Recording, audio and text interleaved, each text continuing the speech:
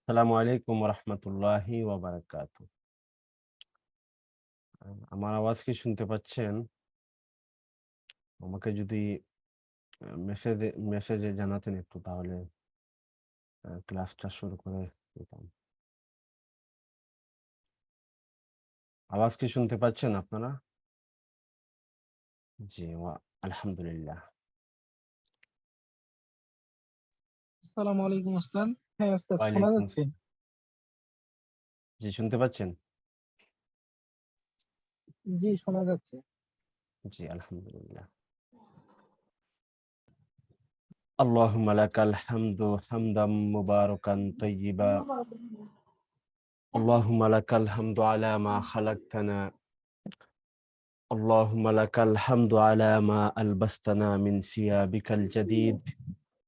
জি, اللهم لك الحمد على ما أطعمتنا من طعامك الألذ. اللهم لك الحمد عدد السمك. اللهم لك الحمد عدد الرمل. اللهم لك الحمد ملء السماوات وملء الأرض وملء ما شئت. اللهم لا مانع لما أعطيت ولا معطي لما منعت ولا ينفع ذا الجد منك الجد.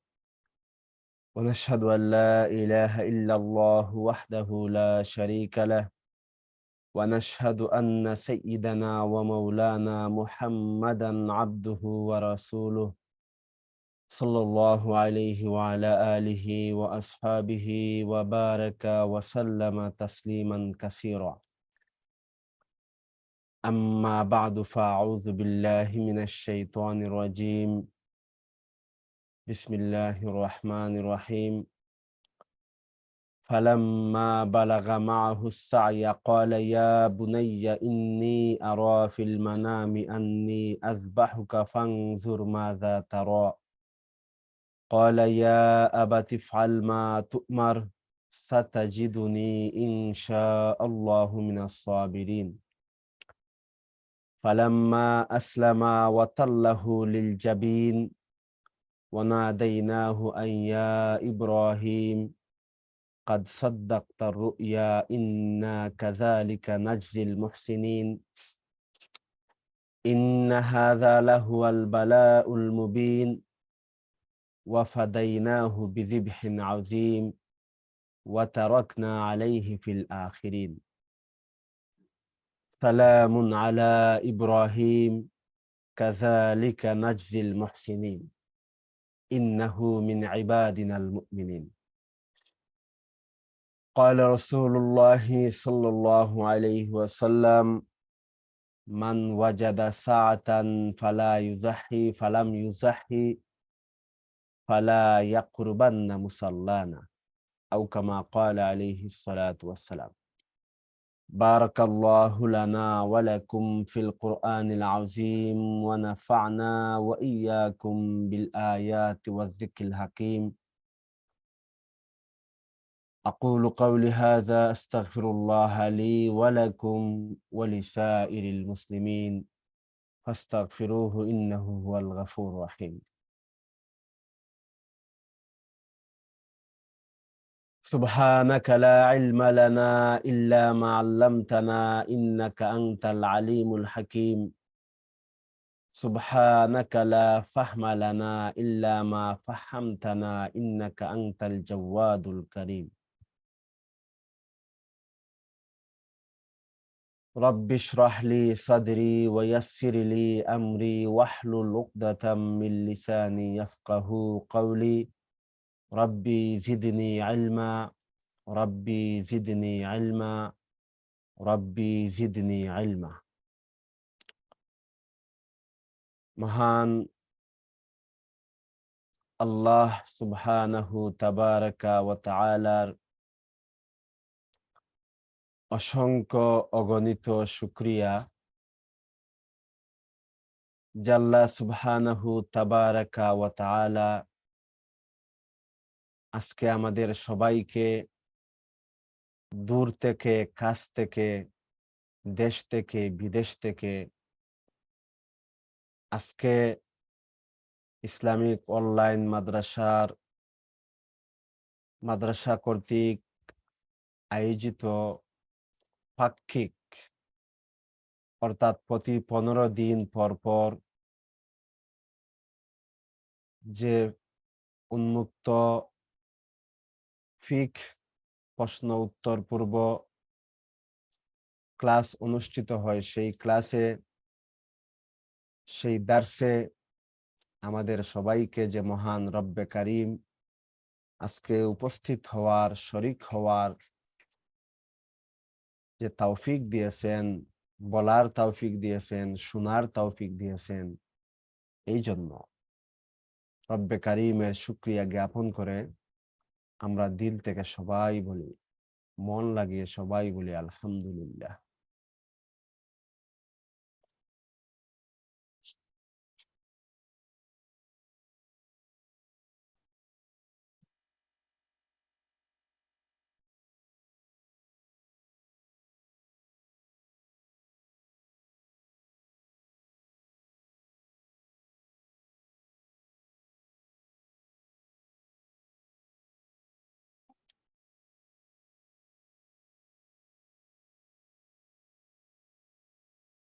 আমরা এই মুহূর্তে অবস্থান করতেছি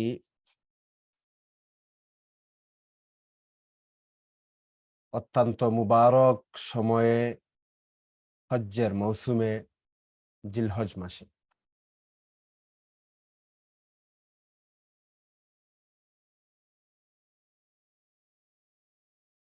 মাহে জিলহজ্জা, যুলহিজ্জা, এই মাসটি হচ্ছে হজের মাস এবং এর পূর্বের মাসটি ছিল যুলকাদা। যুলকাদা ছিল বসার মাস, বিশ্রামের মাস। রমজান, শাওয়াল, রমজান হচ্ছে আমলের বসন্তের মাস, শাওয়াল হচ্ছে আমলের মাস এবং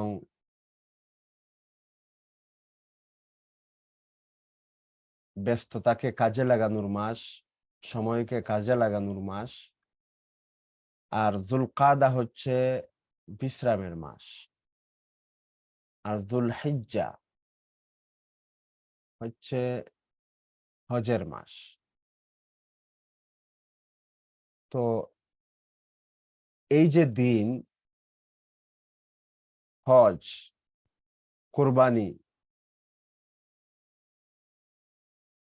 এই হজ সম্পর্কে আল্লাহ সুবহানাহু তাবারাকা ওয়া তাআলা কুরআনে কারীমের একটি আয়াতের মধ্যে বলেন, ওয়ালিল্লাহি আলান নাসি হিজ্জুল বাইতি মান ইসতাতাআ ইলাইহি সাবিলা। হজের মাস হচ্ছে শাওয়াল, জিলকাদ, জিলহজ, এই 3টি মাস। এই 3টি মাসে যদি কোনো মানুষ মক্কাতে, তার বাড়ি থেকে মক্কাতে যাওয়ার তার সামর্থ্য হয় এবং মক্কা থেকে আবার বাড়িতে ফিরে আসার তার সামর্থ্য থাকে, আর সে যদি পরিবারের রুজির মাধ্যম হয়, তাহলে তার পরিবারের খানিকুরাকির সে ব্যবস্থা করে দিতে পারে, এমন যদি কেউ হয় তাহলে তার উপর হজ ফরজ হয়ে যাবে।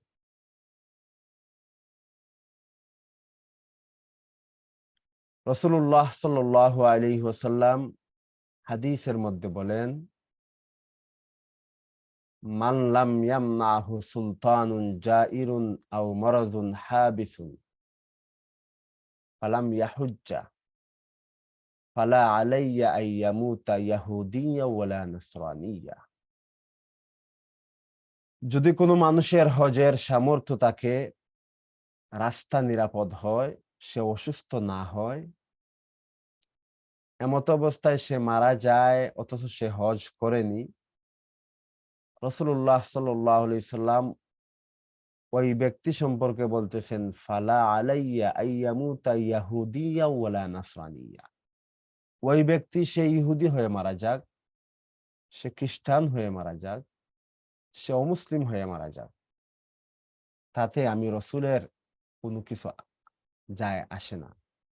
অর্থাৎ ওই ব্যক্তির জিম্মা থেকে আমি রসুল ফারিগ, আমি রসুলের দায়িত্ব ওই ব্যক্তির নয়। তো এই হজ এই মাসে আল্লাহ সুবহানাহু তাবারাকা ওয়া তাআলা এই মাস সম্পর্কে একটি ঘটনা হযরত ইব্রাহিম আলাইহিস সালাম এবং উনার ছেলে ইসমাঈল আলাইহিস সালাম সম্পর্কে কোরআনে কারিমের সূরা সাফফাতের ১০০ আয়াত থেকে ১০০ নং আয়াত থেকে একটি ঘটনা নিয়ে আসেন। আল্লাহ সুবহানাহু ওয়া তাআলা কোরআনে কারিমের মধ্যে সূরা সাফফাত হযরত ইব্রাহিম আলাইহিস সালাম আল্লাহকে ডেকে বলেন, রাব্বি হাবলি মিনাস সালিহিন। হে আমার পরওয়ারদিগার, আমাকে একটি পুত্র সন্তান দান করুন।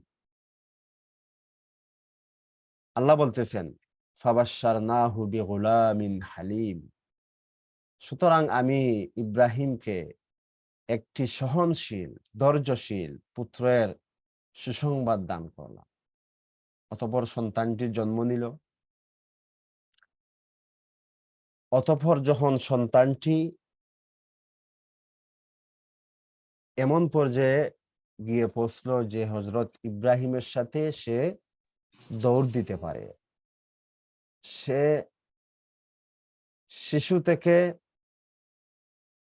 সে কৈশোরে গিয়ে কিশোরে গিয়ে সে উপনীত হলো। ফালাম্মা বালাগা মাহুস সা'য়।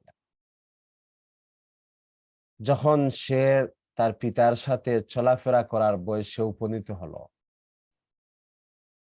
ক্বালা ইয়া বুনাইয়া, তখন ইব্রাহিম উনার ছেলেকে বললেন,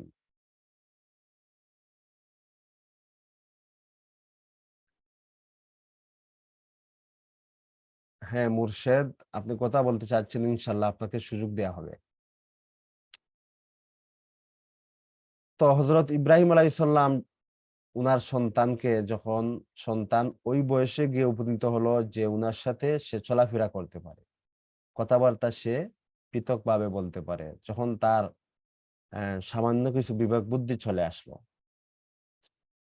সে কিশোরে গিয়ে উপনীত হলো। ফালাম্মা বালাগা মাহুস সা'য়া ক্বালা ইয়া বুনাইয়া, বলেন হে আমার ছেলে, ইন্নী আরা ফিল মানাম, আমি ঘুমে দেখতেছি, আন্নী আযবাহুকা, আমি স্বপ্নে দেখতেছি যে তোমাকে আমি জবাই করতেছি। ফানজুর মাযা তারা, সুতরাং এখন তোমার অভিমত কি তুমি বলো। ক্বালা ইয়া আবাতি ইফআল মা তু'মার, ইব্রাহিম আলাইহিস সালামের সন্তান হযরত ইসমাঈল আলাইহিস সালাম বললেন, ইয়া আবাতি ইফআল মা তু'মার, হে আমার পিতা, আপনাকে যা স্বপ্নে দেখানো হয়েছে তাই আপনি করুন। আমাকে জবাই করতে দেখানো হয়েছে, আমাকে আপনি জবাই করুন। সাতাজিদুনি ইনশাআল্লাহু মিনাস সাবিরিন। আল্লাহ চাহে তো অবশ্যই আপনি আমাকে সবরকারীদের মধ্য থেকেই পাবেন। ফালাম্মা আসলামা, যখন পিতা পুত্র উভয়ই আল্লাহর আনুগত্য স্বীকার করলো, অর্থাৎ ইব্রাহিমকে যখন ইব্রাহিম আলাইহিস সালাম উনার সন্তানকে জবাইয়ের জন্য নিচে ফেলে দিলেন এবং উভয়ই অর্থাৎ ইব্রাহিম এবং উনার সন্তান উভয়ই আল্লাহর সামনে আত্মসমর্পণ করলেন। ইব্রাহিম প্রস্তুত জবাই করতে আর ইসমাইল প্রস্তুত জবাই হতে। ওয়াতাল্লাহু লিল জাবিন, ইব্রাহিম আলাইহিস সালাম যখন উনার সন্তানকে জবাই করার জন্য শায়িত করলেন, তখন আল্লাহ বলতেছেন, ওয়ানাদাইনাহু আইয়া ইব্রাহিম, তখন আমি তাকে ডেকে বললাম, হে ইব্রাহিম, কাদ সাদ্দাকতার রুইয়া, তুমি তো স্বপ্নকে সত্যে পরিণত করে দেখালে। ইন্না কাযালিকা নাজজিল মুহসিনিন, আমি এভাবেই সৎকর্মীদের প্রতিদান দিয়ে থাকি। ইন্না হাযা লাহুয়াল বালাউল মুবিন, নিশ্চয় এটা একটা সুস্পষ্ট পরীক্ষা।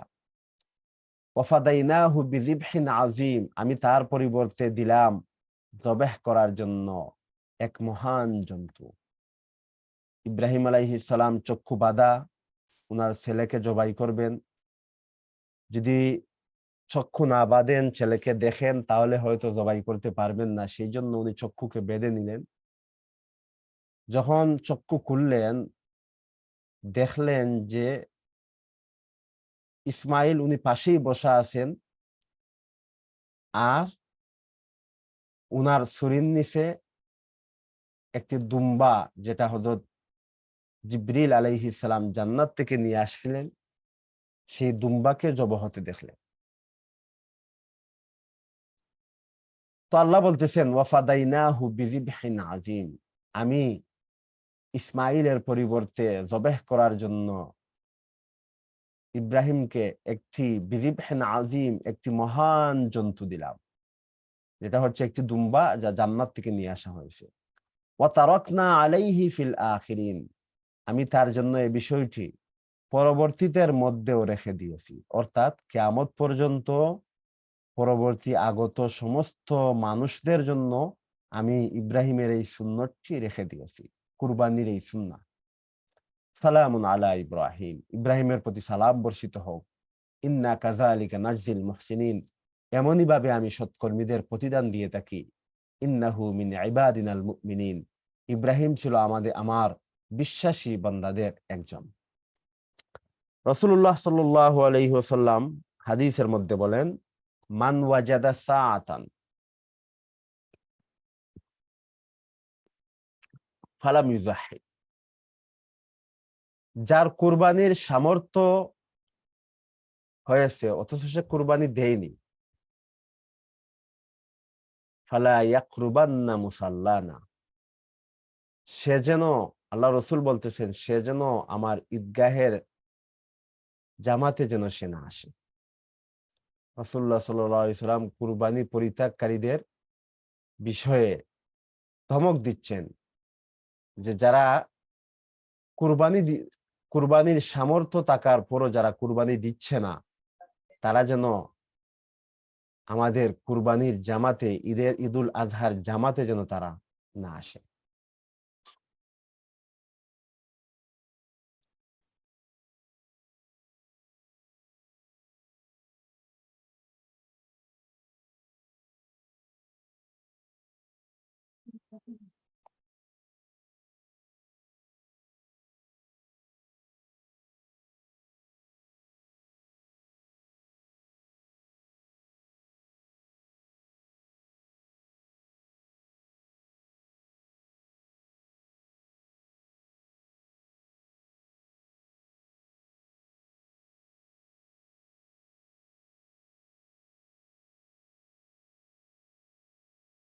এখন প্রশ্ন হতে পারে যে কুরবানি কার উপর ওয়াজিব?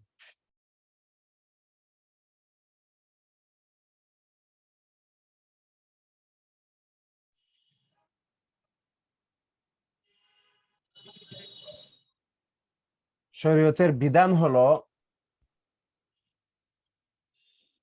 7.5 ভরি স্বর্ণ এবং 52.5 ভরি রূপা,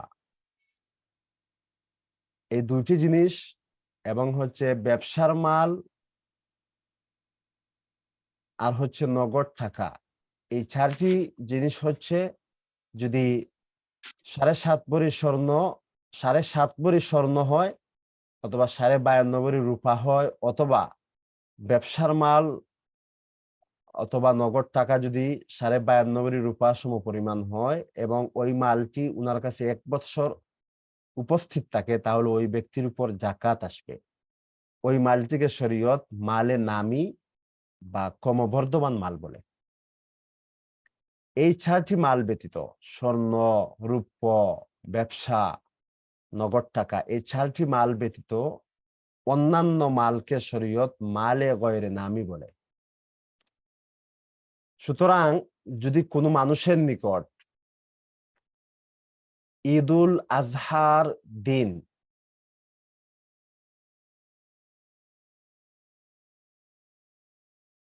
প্রয়োজন অতিরিক্ত মালে গয়রে নামি, মালে নামি হলে তো অবশ্যই আসবে, যেখানে যাকাত আসবে এখানে কুরবানি অবশ্যই আসবে। যার উপর যাকাত আসবে তার উপর কুরবানি আসবে, এতে কোনো দ্বিমত নেই, এতে কোনো ব্যাখ্যারও প্রয়োজন নেই। যাদের উপর যাকাত ফরজ তাদের উপর কুরবানি ফরজ, ওয়াজিব। কুরবানি ওয়াজিব, এখানে কোনো ব্যাখ্যার প্রয়োজন নেই। প্রশ্ন হচ্ছে এমন কিছু লোক আছেন যাদের উপর যাকাত ফরজ হচ্ছে না, তাদের উপর কুরবানি আসবে। এখন প্রশ্ন হচ্ছে এরা কারা?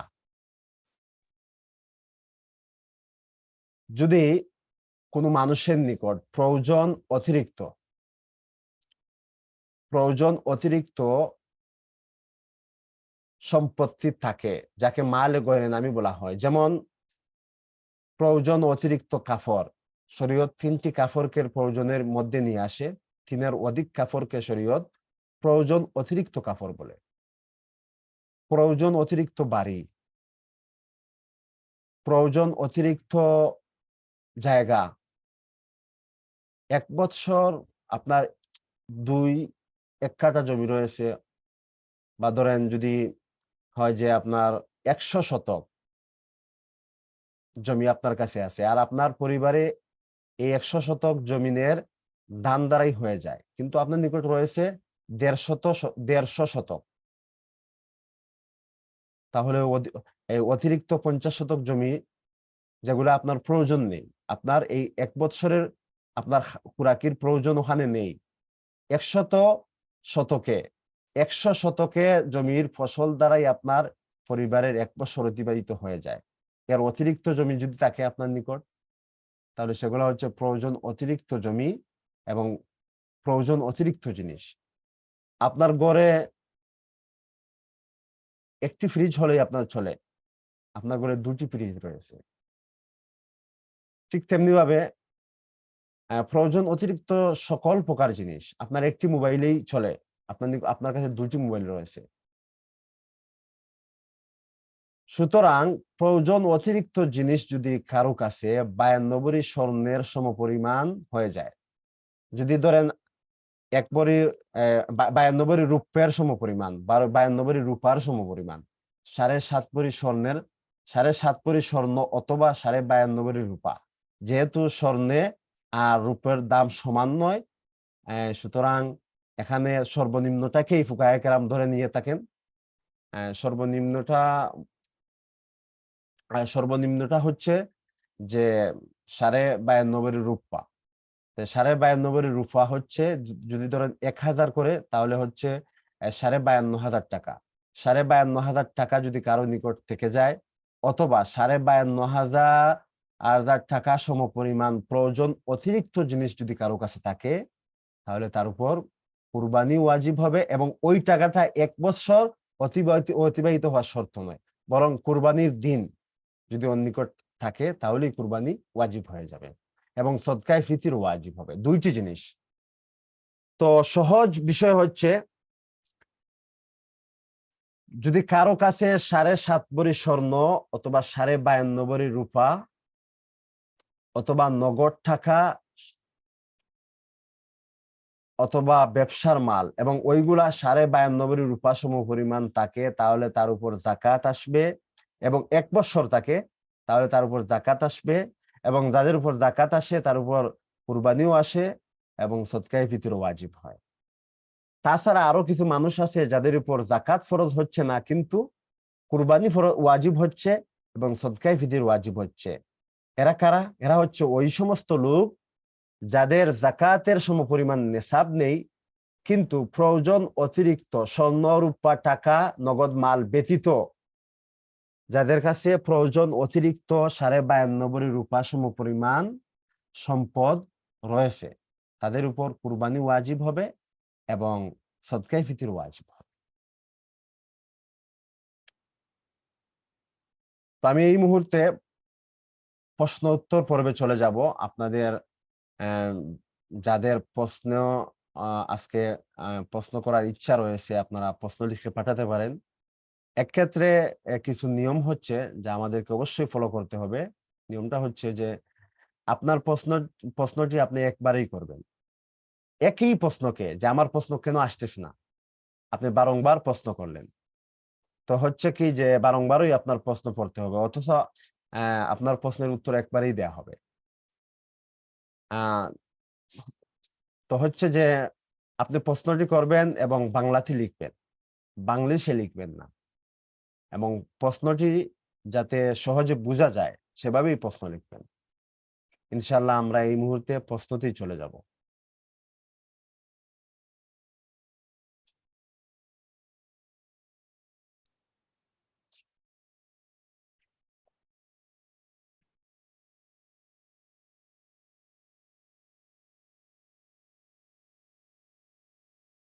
আসসালামু আলাইকুম। ওয়ালাইকুম আসসালাম। শায়েখ, আরাফা রোজা কি 9 তারিখে রাখা যাবে, মানে বুধবার, নাকি 8, 9, 2 তারিখে রাখা লাগবে? না, আরাফার রোজা হচ্ছে আমাদের দেশে যখন 9 তারিখ হবে সেই দিন, আমাদের দেশে যেই 9 তারিখ হবে সেই দিন আপনি রাখবেন। আপনি যেই জায়গাতে আছেন সেই জায়গাতে যখন 9 তারিখ হবে তখনই মূলত আপনি আরাফা রোজা রাখবেন। আপনি যেখানে অবস্থান করতেছেন সেখানে যেই দিন চাঁদ দেখবেন সেই দিন আপনি ঈদ করবেন, অর্থাৎ পরের দিন আপনি ঈদ করবেন। এইভাবে কেন হাদিসে রাসূলুল্লাহ সাল্লাল্লাহু আলাইহি সাল্লাম বলেছেন, সুমু লিরুয়াতিহি ওয়াফতিরু লিরুয়াতি। তোমরা চাঁদ দেখে রোজা রাখো আর চাঁদ দেখে রোজাকে ভঙ্গ করো। এটা হচ্ছে হানাফি ফিকহের সিদ্ধান্ত। হানাফি ফিকহ সহ আর অন্যান্য ফিকহ রয়েছে, কিন্তু বর্তমানে যদি বলেন আহলে হাদিস যেই যেই একটি মতবাদ রয়েছে বা মাযহাব রয়েছে, তাদের সিদ্ধান্ত হচ্ছে যে মক্কাতে যেই দিন আরাফা হবে সেই দিন সারা দুনিয়ার সবাইকে কি রাখতে হবে? রোজা রাখতে হবে। কিন্তু হানাফি ফিকহ সহ আরো অন্যান্য ফিকহের সিদ্ধান্ত হচ্ছে যে আপনি যেই জায়গাতে অবস্থানরত আছেন সেই জায়গাতে যেদিন 9 তারিখ আসবে সেই দিন আপনি আরাফা রোজা রাখবেন। আরাফা রোজার ফজিলত হচ্ছে আইয়ুকাফিরাস সানাতাল্লাযী ক্বাবলাহ ওয়াস সানাতাল্লাযী বাদাহ।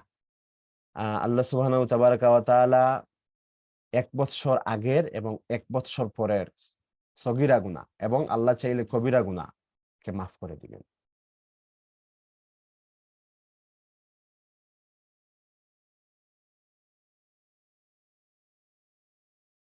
হ্যাঁ, আমি কিছু শুনতে পাচ্ছি না। মুর্শেদ, আপনি শুনতে পাচ্ছেন না? আপনি বের হয়ে আবার ঢুকেন এবং আপনার ওই মাইককে আপনি অন করবেন। তখনই শুনতে পারবেন।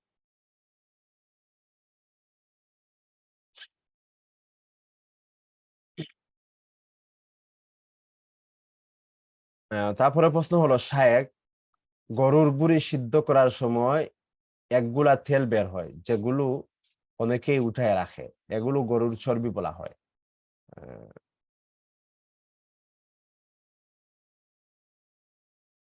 বুড়ি সিদ্ধ দেওয়ার পরে এগুলো উপরে বাষ্পে ওঠে। আর চামচ দিয়ে এগুলো বাটিতে কাঁচায় নেয়। এগুলো খাওয়া কি জায়েজ? জি, জায়েজ। তবে ওই যে বুড়ি সম্পর্কে ফুকাহায়ে কেরাম বলেন যে যেহেতু হচ্ছে ওখানে মলমূত্র এগুলা থাকে, এইজন্য ফুকাহায়ে কেরাম এটাকে মাকরুহ বলেন। কিন্তু অ্যা যদি কেউ খেয়ে নেয় তাহলে গুনাহ হবে না। তারপরে প্রশ্ন হলো, আসসালামু আলাইকুম। ওয়ালাইকুম আসসালাম উস্তাদ। আমি কুরবানি দিতেছি আলহামদুলিল্লাহ, আলহামদুলিল্লাহ। ১ জন ২ জন মিলে কোন জায়গায় কুরবানির ১ ভাগ কুরবানি দিলে কি হবে? কারণ একাই ১ ভাগ দেয়া সম্ভব হচ্ছে না। যেমন এতিমখানা বা কোন গরিব এলাকায় যেন তারা কুরবানির কিছু মাংস পেতে পারে।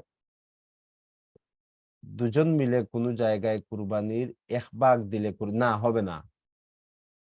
আল্লাহ রাসূল সাল্লাল্লাহু আলাইহি সাল্লাম মা হাদিসের মধ্যে বলেছেন, আল বাকারাতু তুজযি আন সাবআ। হচ্ছে গরু ৭ জনের পক্ষ থেকে যথেষ্ট। উট ৭ জনের পক্ষ থেকে যথেষ্ট।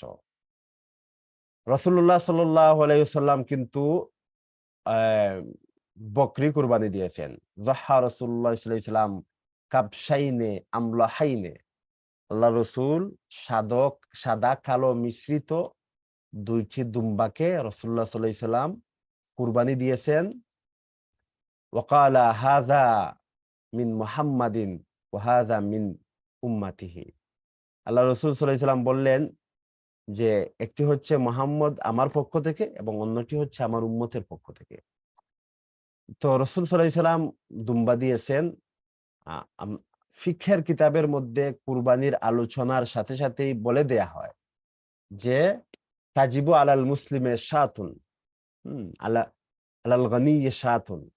অর্থাৎ একজন ধনী যার প্রয়োজন অতিরিক্ত মালে নামি হোক বা মালে গয়রে নামি হোক, ক্রমবর্ধমান মাল হোক অথবা অক্রমবর্ধমান মাল হোক, যদি নেশাব পরিমাণ 52.5 রূপা সমপরিমাণ কারো নিকট থাকে, তাহলে তার উপর একটি বকরি ওয়াজিব হবে।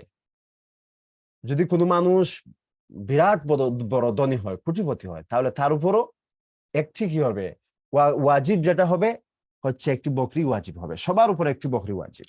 হ্যাঁ, আপনি উত্তম হিসাবে, নফল হিসাবে আপনি গরু দিতে পারেন, উট দিতে পারেন, মহিষ দিতে পারেন।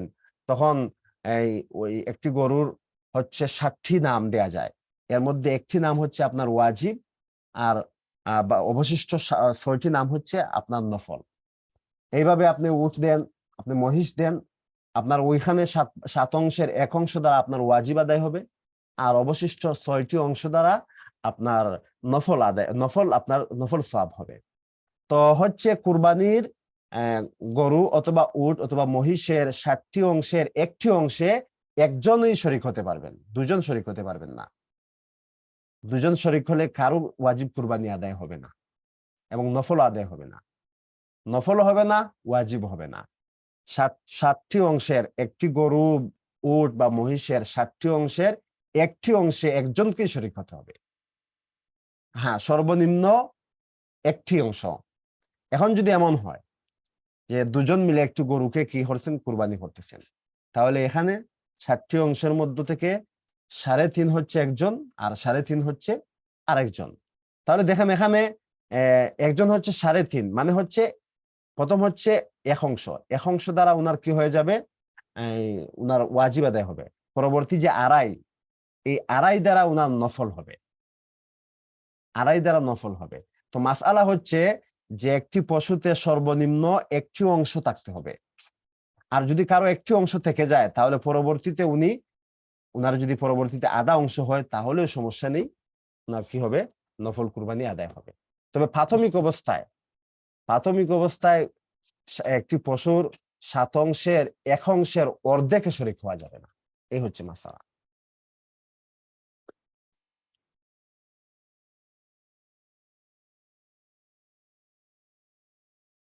তারপরে প্রশ্ন হলো,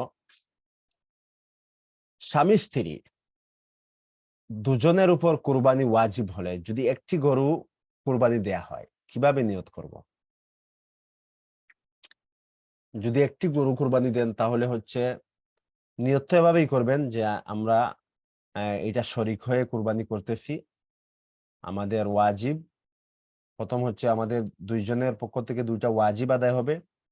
তারপর অবশিষ্ট যে হচ্ছে আরো হচ্ছে দুজনের আড়াই আড়াই, সেগুলা হয়তো আপনাদের বাবার নামে দিতে পারেন, মায়ের নামে দিতে পারেন, রাসূলুল্লাহ সাল্লাল্লাহু আলাইহি ওয়াসাল্লামের নামে দিতে পারেন, বা নিজের জন্য এই নফল হিসাবে দিতে পারেন। যেহেতু আপনাদের এখানে প্রথমে একটি অংশ রয়েছে ওয়াজিব, আর পরবর্তী যেহেতু একটি অংশ রয়েছে, সুতরাং পরবর্তীতে আপনি 2, আড়াই, 3, 3.5 এইভাবে আপনি শরিক হতে পারবেন। তবে সবাই উভয় শরিকে সমান হতে হবে, সমানভাবে শরিক হতে হবে।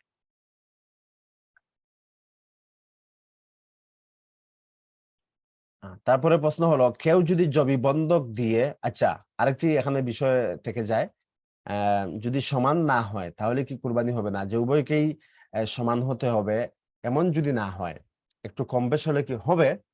একটু কম বেশ হলে উত্তম হচ্ছে উভয়কে সমানভাবে শরিক হওয়া। ধরেন আড়াই আড়াই, 3.5 3.5 হচ্ছে 7। আবার এমনও হতে পারে যে একজন হচ্ছে 2, একজন হচ্ছে 3 এবং অন্যজন হচ্ছে 4, এভাবে হতে পারে। তো হচ্ছে যে উভয়ের প্রথম 2টি অংশ দ্বারা ওয়াজিব আদায় হবে, আর পরবর্তী অংশ দ্বারা ওনার নফল আদায় হবে।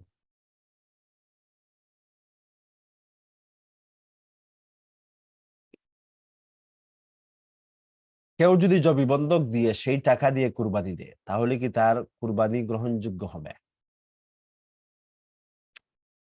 বন্ধক মানে হচ্ছে আমার জমি জায়গা কারো কাছে রেখে কিছু অর্থ তার থেকে নিলাম, এবং যতক্ষণ পর্যন্ত আমি ওই টাকা শোধ না করব ততক্ষণ ওই ব্যক্তি আমার জমি জায়গা থেকে সকল সুবিধা ভোগ করবে, চাষ করবে, কিন্তু বিক্রি করতে পারবে না। দেখেন, ইসলামের জমি বন্ধকের নিয়ম হচ্ছে আপনি কারো কাছ থেকে ঋণ নিয়ে আসলেন আর তার নিকট ওই জমিটা রেখে দিলেন। সে ওই জমিতে বুক করতে পারবে না। এই হচ্ছে বিধান, ইসলামের বিধান। সে ওই জমি কোনো কাজেই লাগাতে পারবে না। যেই দিন আপনি তাকে আপনার ওই ঋণটা পরিশোধ করবেন, সেই দিন জমি আপনার কাছে নিয়ে আসবে।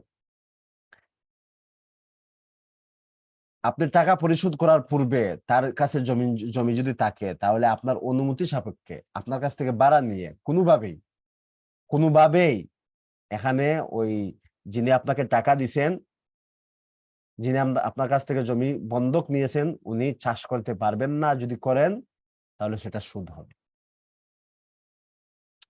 এখন প্রশ্ন হচ্ছে, আপনি কি ওই টাকা দিয়ে কুরবানি দিতে পারেন? যেহেতু আপনি ঋণ নিয়ে আইছেন, আপনার উপর যদি ওয়াজিব থাকে তাহলে ওয়াজিব তো আপনার আদায় হবে। আর যদি আপনার ইচ্ছা হয় যে আপনি নফল দিবেন, তাহলে এভাবে ঋণ করে নফল না দেয়াই উত্তম। হ্যাঁ, আপনার নিকট যদি অতিরিক্ত টাকা থাকে, তাহলে অবশ্যই আপনি কি দিবেন? কুরবানি দিবেন।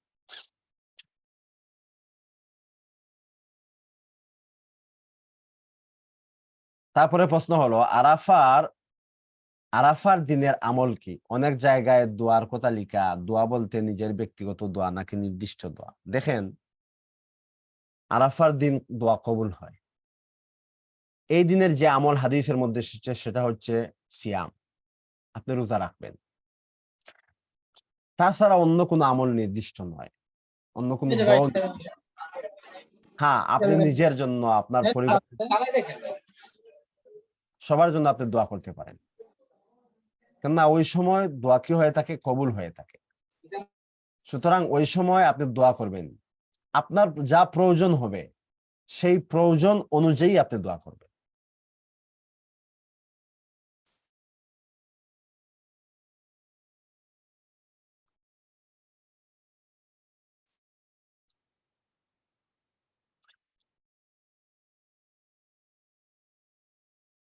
তারপরে প্রশ্ন হলো, উস্তাদ, আহ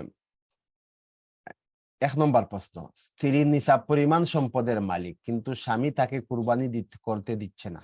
এক্ষেত্রে স্ত্রীর করণীয় কি? তার কাছে সোনা ছাড়া বর্তমানে টাকা না থাকলে, যদি সোনা ছাড়া টাকা, অর্থাৎ উনার কাছে সোনা রয়েছে 7.5 ভরির অধিক, যদি এমন হয়, তাহলে উনি সোনাকে বিক্রি করবেন। বিক্রি করে উনি একটি বকরি স্বামীকে রাজি করিয়েই উনি কুরবানি দিবেন। অথবা স্বামীকে বলবেন যে তুমি টাকা দাও, যদি এইভাবে তুমি রাজি না হও, তাহলে তুমি আমাকে ঋণ দাও, আমি তোমাকে পরবর্তীতে পরিশোধ করে দিব। যদি স্বামী রাজি না হয়,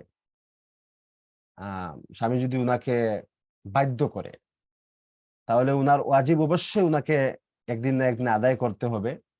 আর অযথা যদি স্বামী আটকে রাখে, তাহলে স্বামীর অবশ্যই গুনাহ হবে। উনার জন্য, স্ত্রীর জন্য উচিত এই ফিতনা ফসাদ বা দায় দরবারে ঝগড়াতে না গিয়ে স্বামীকে বুঝিয়ে শুনিয়ে ওই ওই কুরবানির পক্ষে নিয়ে আসা। আর যদি এমন হয় যে আহ, স্বামী উনি কুরবানি করতে দিবে না, আর যদি স্ত্রী উনি স্বর্ণ বিক্রি করেন, তাহলে পরবর্তীতে গেঞ্জাম হবে, ঝামেলা হবে।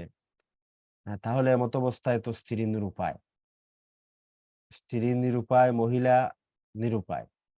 এমত অবস্থায় পরবর্তীতে উনি কুরবানি দিবেন যখন উনি স্বামীকে বুঝাতে বাধ্য, উনি সচেষ্ট হবেন বা সমর্থ হবেন, যখন উনার স্বামীকে উনি বুঝিয়ে নিতে পারবেন, তখন পরবর্তীতে উনি কুরবানি দিবেন। কুরবানি বলতে হচ্ছে যে প্রতি 1 বছরের জন্য একটি বকরি আল্লাহর রাস্তায় উনি সদকা করে দিবেন।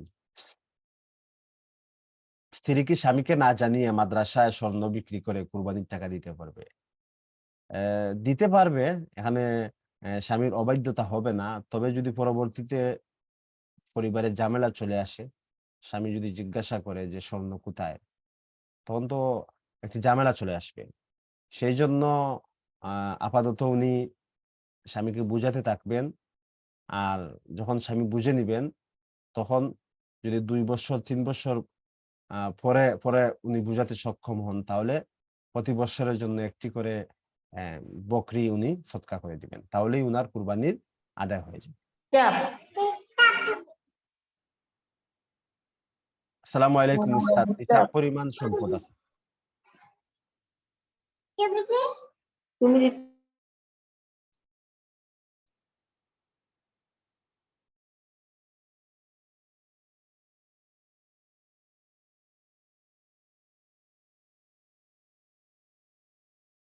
সালামু আলাইকুম উস্তাদ। ওয়ালাইকুম আসসালাম। নিসাব পরিমাণ সম্পদ আছে কিন্তু হাতে নগদ টাকা না থাকলে কারো কাছ থেকে ঋণ নিয়ে কুরবানি দেয়া যাবে?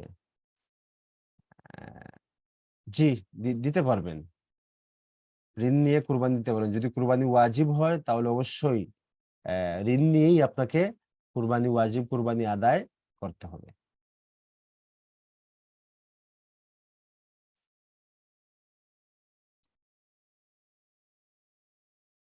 নেশাব পরিমাণ সম্পদ আছে কিন্তু হাতে নগদ টাকা নাই। তো ওই সম্পদ আপনি বিক্রি করে দেন, তাহলেই তো হাতে নগদ টাকা চলে আসবে। হ্যাঁ, যদি এমন হয় যে না এই মুহূর্তে নেই, কিছুদিন পর আবার হাতে টাকা চলে আসবে, তাহলে এমত অবস্থায় আপনি ঋণ নিতে পারেন। ঋণ নিয়ে আপনি কুরবানি দিতে পারেন। পরবর্তীতে যখন আপনার কাছে টাকা চলে আসবে তখন আপনি ওই ঋণটা পরিশোধ করে দিবেন। আর যদি পরবর্তীতে টাকা আসারও কোনো সম্ভাবনা নেই, তাহলে এমত অবস্থায় ওই নিসাব পরিমাণ সম্পদের আংশিক আপনি বিক্রি করে তারপর আপনি কুরবানি দিয়ে দিবেন।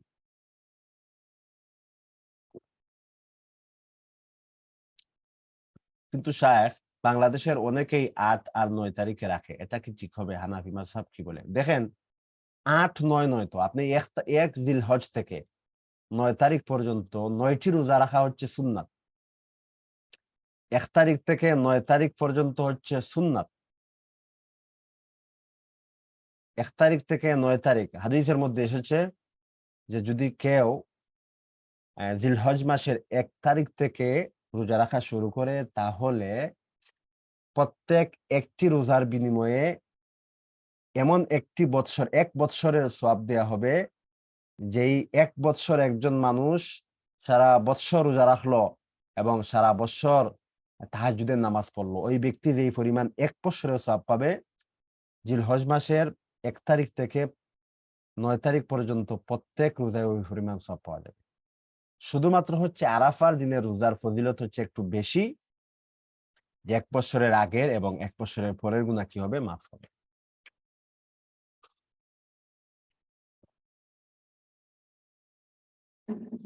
তারপরের প্রশ্ন হলো, অনেক টাকা ঋণ রেখে কুরবানি কি কবুল হয়?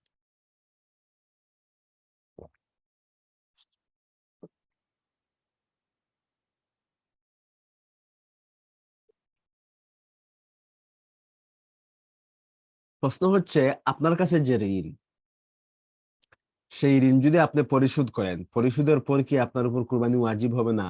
নেশাব পরিমাণ আহ নেশাব পরিমাণ মাল অবশিষ্ট থাকবে না? যদি এমন হয় যে ওই ঋণ যদি আমি পরিশোধ করে দেই তাহলে নেশাব পরিমাণ মাল আমার নিকট আর থাকবে না, তাহলে তো এমত অবস্থায় আপনার উপর কুরবানি ওয়াজিব নেই।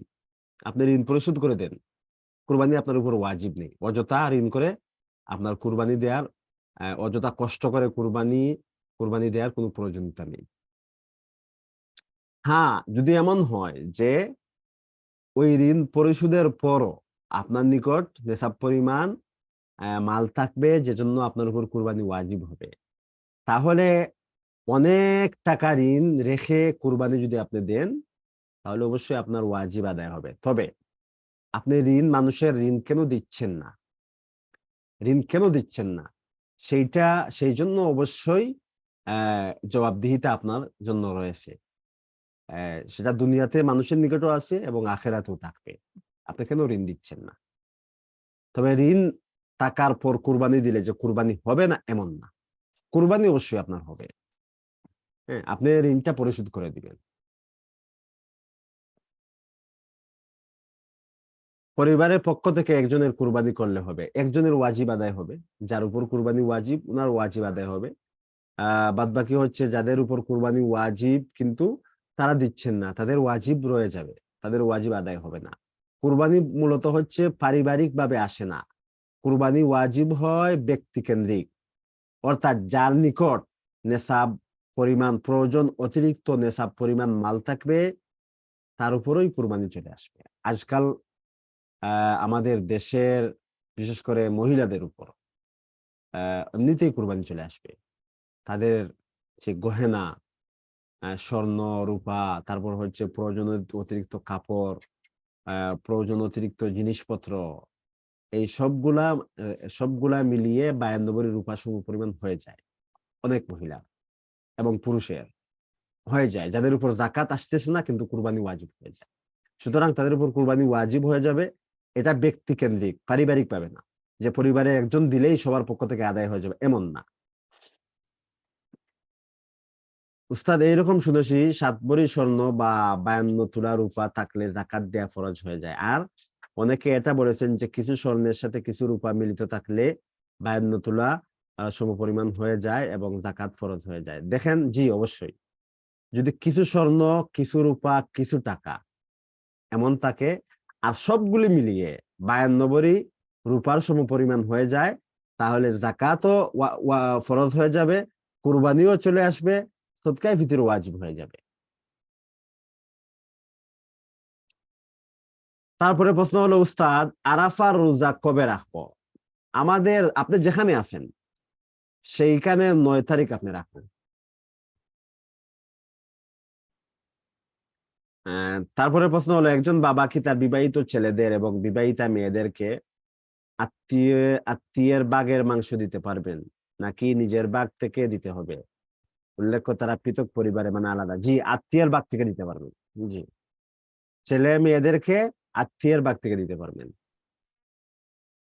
তারপরে প্রশ্ন হলো সহজ তর্জমা। হযরত আব্দুল্লাহ ইবনে আমর রাদিয়াল্লাহু তাআলা আনহু বলেন, রাসূলুল্লাহ সাল্লাল্লাহু আলাইহি সাল্লাম বলেন, আমি ওহীপ্রাপ্ত হয়েছি, আল্লাহ তাআলা কুরবানির দিনকে এই উম্মতের জন্য ঈদ রূপে পরিণত করেছেন। এক ব্যক্তি তাকে জিজ্ঞাসা করলো, ইয়া রাসূলুল্লাহ, আমি যদি মানিহা ব্যতীত অন্য কোনো পশু না পাই তবে কি তা দ্বারা কুরবানি করব? রাসূলুল্লাহ সাল্লাল্লাহু আলাইহি সাল্লাম বললেন, না, কিন্তু তুমি কুরবানির দিনে তোমার চুল ও নখ কাটবে, তোমার গোঁফ খাটো করবে এবং নাভির নিচে কেশ মুন্ডন করবে, এটাই আল্লাহর নিকট তোমার পূর্ণ কুরবানি।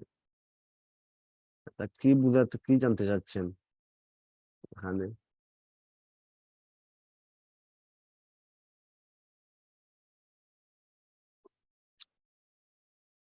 আচ্ছা, তারপরে প্রশ্ন হলো, আচ্ছা, আমি কি এই হাদিসের উপর আমল করতে পারবো যদি আমি কুরবানি না দেই? না, আপনার উপর যদি কুরবানি ওয়াজিব হয়, আপনার উপর যদি কুরবানি ওয়াজিব হয় তাহলে আপনাকে অবশ্যই কুরবানি দিতে হবে। এবং আপনি কুরবানি দেন অথবা কুরবানি না দেন, কুরবানি দেন অথবা না দেন, সবার জন্য মুস্তাহাব হচ্ছে এই 9 তারিখ পূর্ব পর্যন্ত, 1 তারিখ থেকে 9 তারিখ পর্যন্ত চুল না কর্তন না করা, গোঁফ কর্তন না করা, নখ কর্তন না করা, এই সবগুলো রেখে কুরবানির দিন, কুরবানি যখন হবে, লোকদের কুরবানি যখন হবে, আপনার আশপাশে যখন কুরবানি হবে, তারপরেই আপনি মূলত কি করবেন, চুল চুল ফেলবেন, গোঁফ কাটবেন, তারপর হচ্ছে নখ কাটবেন। এগুলা হচ্ছে যারা কুরবানি দিবেন তাদের জন্য মুস্তাহাব, যারা দিবেন না তাদের জন্য মুস্তাহাব।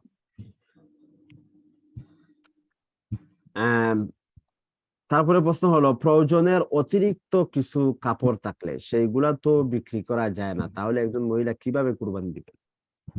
দেখেন, শুধুমাত্র কি ওই কাপড়ই আছে আর কিছু নেই উনার কাছে?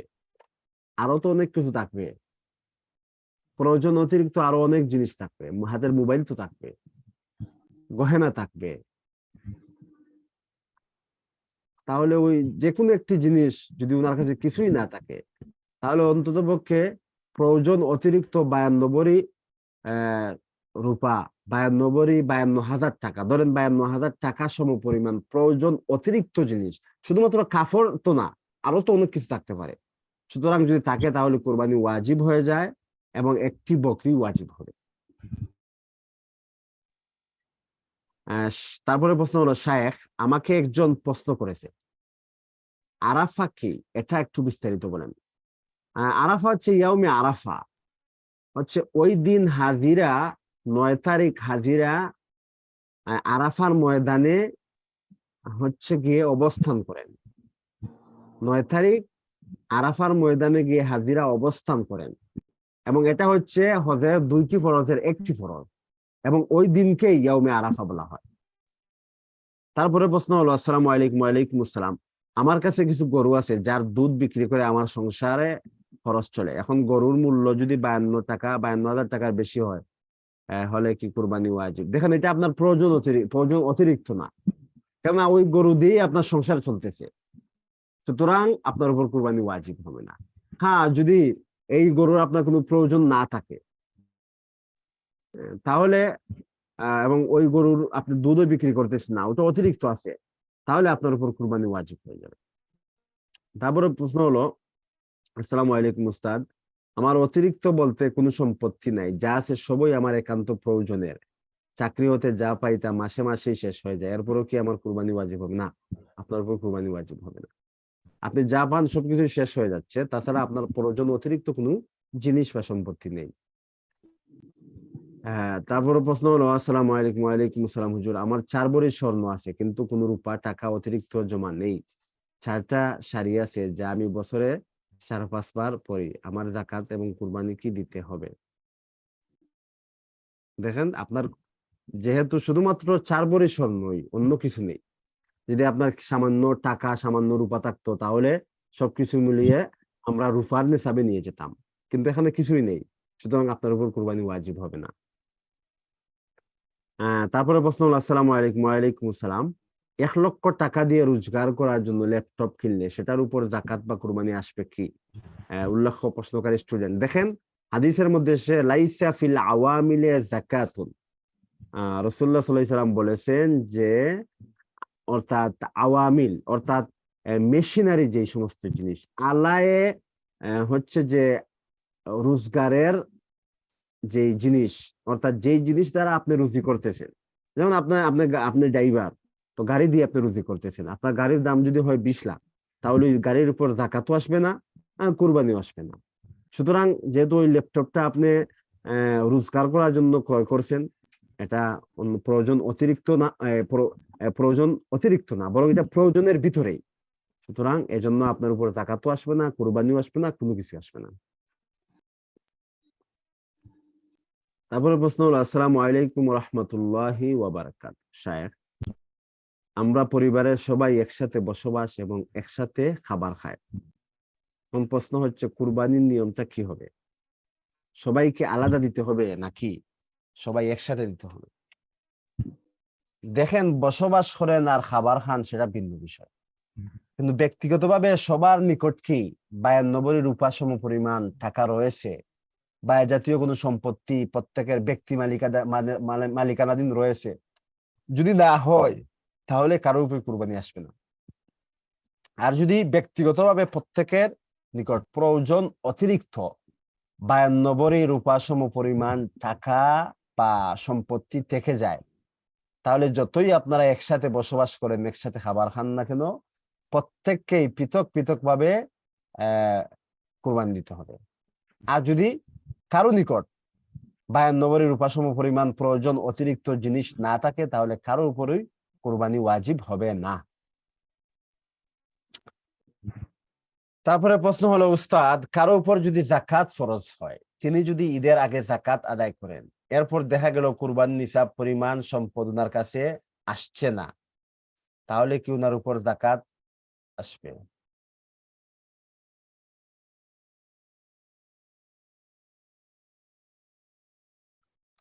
আপনি ওই প্রশ্নটা আবার করবেন। এই প্রশ্ন সম্ভবত আপনি কি বলতে চাচ্ছেন, হয়তো কোনো শব্দ মিস হয়ে গেছে, টাইপিং মিস্টেক হয়েছে, সুতরাং আবার ওই প্রশ্নটা করবেন। তারপরে প্রশ্ন হলো, আসসালামু আলাইকুম। ওয়ালাইকুম আসসালাম। উস্তাদ, আমার স্ত্রীর নিকট 5 ভরির মতো স্বর্ণালংকার আছে, আমি এ সপ্তাহে তাকে কয়েক হাজার টাকা দিয়ে তার খরচের জন্য, এখন তার উপর কুরবানি ওয়াজিব হবে কিনা? জি, ওই কয়েক হাজার টাকা এবং 5 ভরি স্বর্ণ সব মিলিয়ে 52 ভরি রূপা সম পরিমাণ হয়ে যাবে, সুতরাং আপনার স্ত্রীর উপর একটি বকরি কুরবানি করা ওয়াজিব হয়ে যাবে। তারপরে প্রশ্ন হলো, আসসালামু আলাইকুম উস্তাদ, গরুর কোন অংশ খাওয়া হারাম বা জায়েজ নাই? দেখেন,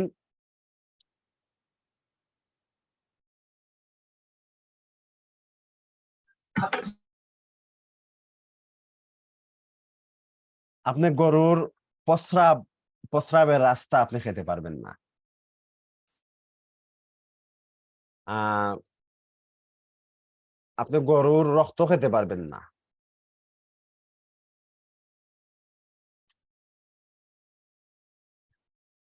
তারপর হচ্ছে প্রস্রাবের রাস্তা, পায়খানা রাস্তা, অন্ডকোষ আপনি খেতে পারবেন না।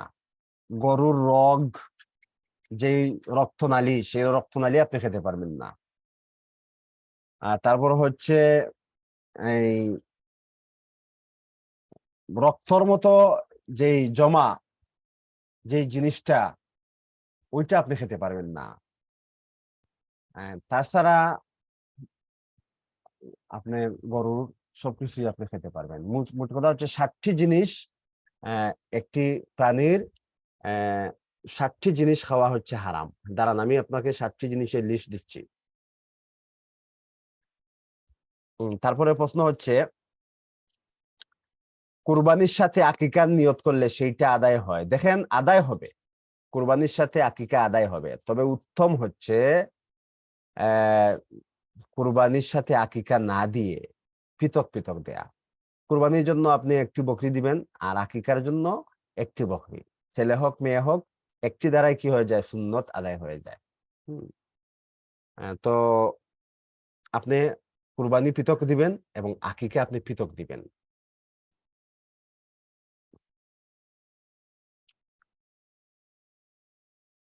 আব্দুল্লাহ বিন তাহের, হ্যাঁ, তো আপনার প্রশ্ন ছিল আহ, এক প্রশ্ন ছিল যে, না, তার প্রশ্ন ছিল, এর পূর্বে আরেকজনের প্রশ্ন ছিল যে, উস্তাদ, গরুর কোন অংশ খাওয়া হারাম বা জায়েজ না? যে আমি বলতেছি 60টি অংশ। একটি হচ্ছে প্রবাহিত রক্ত, 2 নম্বর হচ্ছে নর প্রাণীর পুরুষ লিঙ্গ, 3 নম্বর হচ্ছে অন্ডকোষ, 4 নম্বর হচ্ছে মাদি প্রাণীর স্ত্রীলিঙ্গ, আর 5 নম্বর হচ্ছে মাংস গ্রন্থি, আর 6 নম্বর হচ্ছে মূত্রথলি, 7 নম্বর হচ্ছে ফিত। হুম।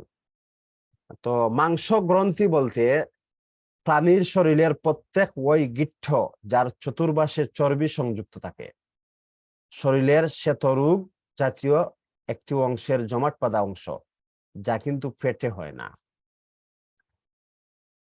তো এই হচ্ছে, যাই হোক।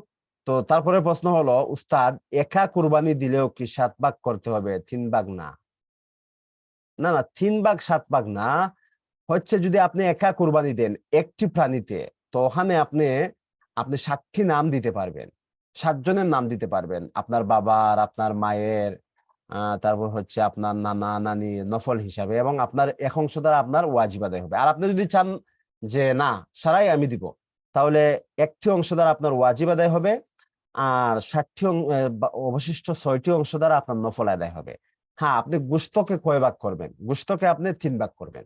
3 ভাগ করে 1 ভাগ নিজের জন্য, আর 1 ভাগ হচ্ছে আত্মীয়দের জন্য, এবং 1 ভাগ হচ্ছে গরিব এবং মিসকিনদের জন্য।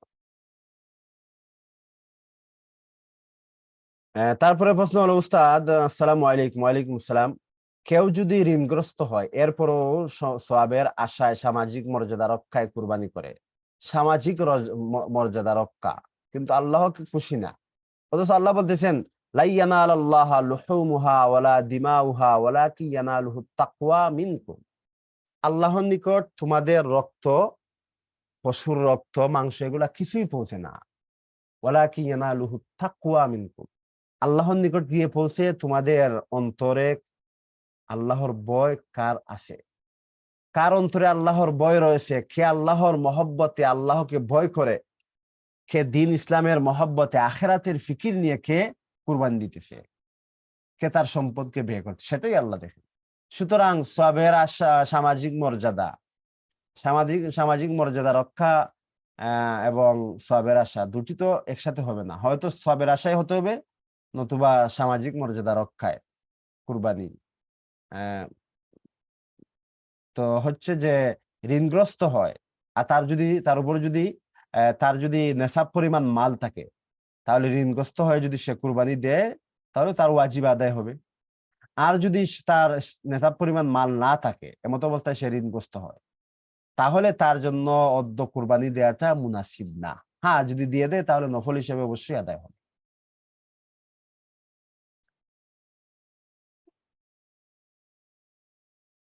তারপরে প্রশ্ন হলো, অনেকে একটি গরুর মধ্যে 60টি ভাগ করে 7 জন মিলে কুরবানি করে। এখন সেই 7 জনের মধ্যে কারো টাকার মধ্যে যদি হারাম থাকে, অর্থাৎ সুদের টাকা বা অন্য কিছু তবে আমার টাকা যদি হালালি থাকে তাহলে সেই ভাগে আমার জড়িত হওয়া ঠিক হবে, অর্থাৎ সেই কুরবানিটা কি আমার জন্য আল্লাহর কাছে গ্রহণযোগ্য না, হবে না। ফুকাহায়ে কেরাম বলেন যে যদি 7 জনের কারো হারাম টাকা থাকে, অথবা 7 জনের কোনো একজনের উদ্দেশ্য যদি হয় মাংস উদ্দেশ্য হয়, অথবা সামাজিক মর্যাদা উদ্দেশ্য হয়, অথবা যদি 7 জনের কোনো একজন অমুসলিম হয়, মুশরিক হয়, তাহলে কারো কুরবানি আদায় হবে না। সুতরাং এই জন্য উলামায়ে কেরাম বলেন যে 7 জনের শরিক হয়ে দেওয়ার চেয়ে প্রত্যেকেই পৃথকভাবে একটি বকরি দেয়া উত্তম। পরিপূর্ণভাবে হজের নিয়ম কানুন পালন করা, কুরবানি করা, পাথর মারা, এগুলো নবীজির কোন সময় থেকে শুরু হয়েছে? প্রশ্নটি অস্পষ্ট। হচ্ছে হজ রাসূলুল্লাহ সাল্লাল্লাহু আলাইহি ওয়াসাল্লাম জীবনে শুধুমাত্র একবারই করেছেন, এবং সেটা হচ্ছে আল্লাহ রাসূল সাল্লাল্লাহু আলাইহি ওয়াসাল্লামের জীবনের শেষ বৎসর। ওইটাই হচ্ছে বিদায় হজ যাকে বলা হয়। আল্লাহ রাসূল একটি হজ করেছেন। তো হচ্ছে ওইটাই হজ। তো রাসূলুল্লাহ সাল্লাল্লাহু আলাইহি ওয়াসাল্লাম জীবনের শেষ মুহূর্তে গিয়ে ওইগুলা করেছেন। আল্লাহ রাসূল সাল্লাল্লাহু আলাইহি সাল্লাম নবম হিজরিতে, দশম হিজরিতে হজ করেছেন, এবং নবম হিজরিতে হজের আমির আবু বকর রাদিয়াল্লাহু তাআলা আনহুকে বানিয়ে দিয়েছেন এবং শিখিয়ে দিয়েছিলেন যে এইভাবে কিভাবে হজ করবে। আর দশম হিজরিতে আল্লাহ রাসূল সাল্লাল্লাহু আলাইহি ওয়াসাল্লাম নিজে হজ করেছেন সবাইকে নিয়ে, এবং সেটাইকে ইতিহাসে বলা হয় বিদায় হজ। আর ওখানেই আল্লাহ রাসূল সাল্লাল্লাহু আলাইহি ওয়াসাল্লাম সলক্ষ সাহাবায়ে কেরামের সামনে আরাফার ময়দানে শেষ ভাষণটি দিয়েছিলেন। তারপরে প্রশ্ন হলো, আসসালামু আলাইকুম। ওয়ালাইকুম আসসালাম। উস্তাদ, কেউ জেনে শুনে সুদি ব্যবসা করে, তার সাথে বাগে কুরবানি দিলে কি কুরবানি হবে? না, কুরবানি হবে না। উস্তাদ, কুরবানির ৩ নম্বর দিন পর্যন্ত কুরবানি দেয়া কি জায়েজ? ৩ দিনটা কখন শেষ? শেষ ৩য় নম্বর দিনের সন্ধ্যায় নাকি ১২টায়? না, সন্ধ্যা পর্যন্ত। ৩য় দিনের সন্ধ্যার পূর্ব পর্যন্ত কুরবানি দেয়া যাবে। হুম, উস্তাদ, শুধু সোনা থাকলে আর কোনো টাকা না থাকলেও কি রূপার নিসাব ধরতে হবে? নাকি ৭.৫ ভরি সোনার নিসাব? শুধুমাত্র সোনা, তাহলে শুধুমাত্র সোনার নেসাব ৭.৫ ভরি। আর সোনার সাথে যদি কারো কাছে টাকা অথবা রূপা থাকে, তাহলে তখন রূপার নেসাব চলে আসে। আসসালামু আলাইকুম। ওয়ালাইকুম আসসালাম। একটি হাদিসে এসেছে একটি পশু একটি পুরো পরিবারের জন্য যথেষ্ট। না, এটা তো এমনটা না। এমনটা হয়নি। ৭ জনের জন্য যথেষ্ট। একটি পশু, একটি গরু ৭ জনের জন্য যথেষ্ট। একটি উট ৭ জনের জন্য যথেষ্ট। এইভাবে হাদিসের মধ্যে এসেছে। আপনি যেটা বলছেন সেটা রেফারেন্স কি? সেই হাদিসটা আমাদেরকে বলবেন। কোথায় পেয়েছেন? কোন কিতাবে পেয়েছেন? তারপরে প্রশ্ন হলো, উস্তাদ, আত্মীয়দের মধ্যে ব্যাংকের কর্মকর্তা রয়েছে যেখানে সুদি ব্যবসা হয়। এই আত্মীয়দের দেয়া কুরবানির গোশত কি খাওয়া জায়েজ হবে উস্তাদ? না, জায়েজ হবে না। আসসালামু আলাইকুম। ওয়ালাইকুম আসসালাম। উস্তাদ, সুদি ব্যবসায়ী কেউ কুরবানি দিলে সেই মাংস কি খাওয়া কি যাবে? না, হারাম টাকার কোনো কিছুই গ্রহণ করা যাবে না। উস্তাদ, স্বামী সেই মতকে প্রাধান্য দেয় যে মত বলে একটি পরিবার থেকে একজন কুরবানি দিলেই হয়, অর্থাৎ স্বামী স্ত্রীর একসাথে কুরবানি দিলে ওয়াজিব আদায় যাবে। স্ত্রী কি স্বামীর মতই চলবে নাকি আলাদা কুরবানি দিতে হবে? স্বামীর মত, উনি কি নিজে ইমাম হয়ে গেছেন? উনি কি কোনো মজহবই মানতেছেন না? উনি কোন মজহব মানেন তাহলে? নাকি উনি নিজেই মুজতাহিদে মতলব? উনি নিজেই দাবি করতেছেন যে আমি ইমাম আবু হানিফার সমপর্যায়ের একজন আলেম, আহ বা এরকম কিছু উনি ভাবতেছেন। উস্তাদ,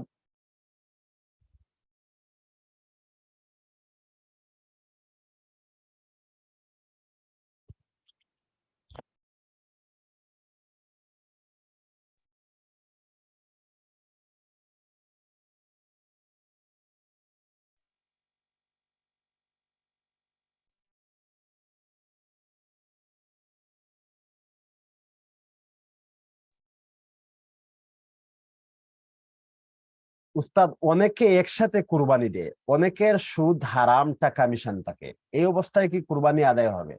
না, এইভাবে কুরবানি আদায় হবে না। অনেকেই ব্যাংক থেকে অনেক টাকা ঋণ নেয়, বা কিস্তিতে টাকা নেয়, যেটা সে আস্তে আস্তে পরিশোধ করে মাসে মাসে, আর এটা কিছু বছর পর সুদ হয়ে যাবে, সেক্ষেত্রে কি তার উপর কুরবানি ওয়াজিব হবে? দেখেন, ওই যে টাকা সে ঋণ নিয়ে আসলো, ওই ঋণ পরিশোধের ক্ষমতা এখন তার কাছে কি নেই? ওই ঋণ পরিশোধের পর যদি তার নিকট নেশাব পরিমাণ মাল থাকে, তাহলে তার উপর কুরবানি ওয়াজিব হবে। আর যদি ওই ঋণ এমন পর্যায়ের যে ওই ঋণ যদি এই মুহূর্তে সে পরিশোধ করতে থাকে বা পরিশোধ করে দেয়, তাহলে তার হচ্ছে তার তার আর কোনো কিছুই তার প্রয়োজন অতিরিক্ত থাকবে না, সবকিছুই নিঃশেষ হয়ে যাবে। তাহলে এমত অবস্থায় বোঝা যাবে যে তার সে নেশাব পরিমাণ সম্পদের মালিক নয়, সুতরাং তার উপর কুরবানি ওয়াজিব হবে না।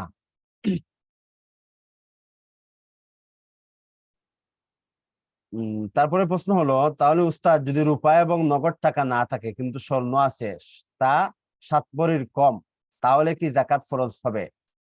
না, যাকাতও ফরজ হবে না। উস্তাদ,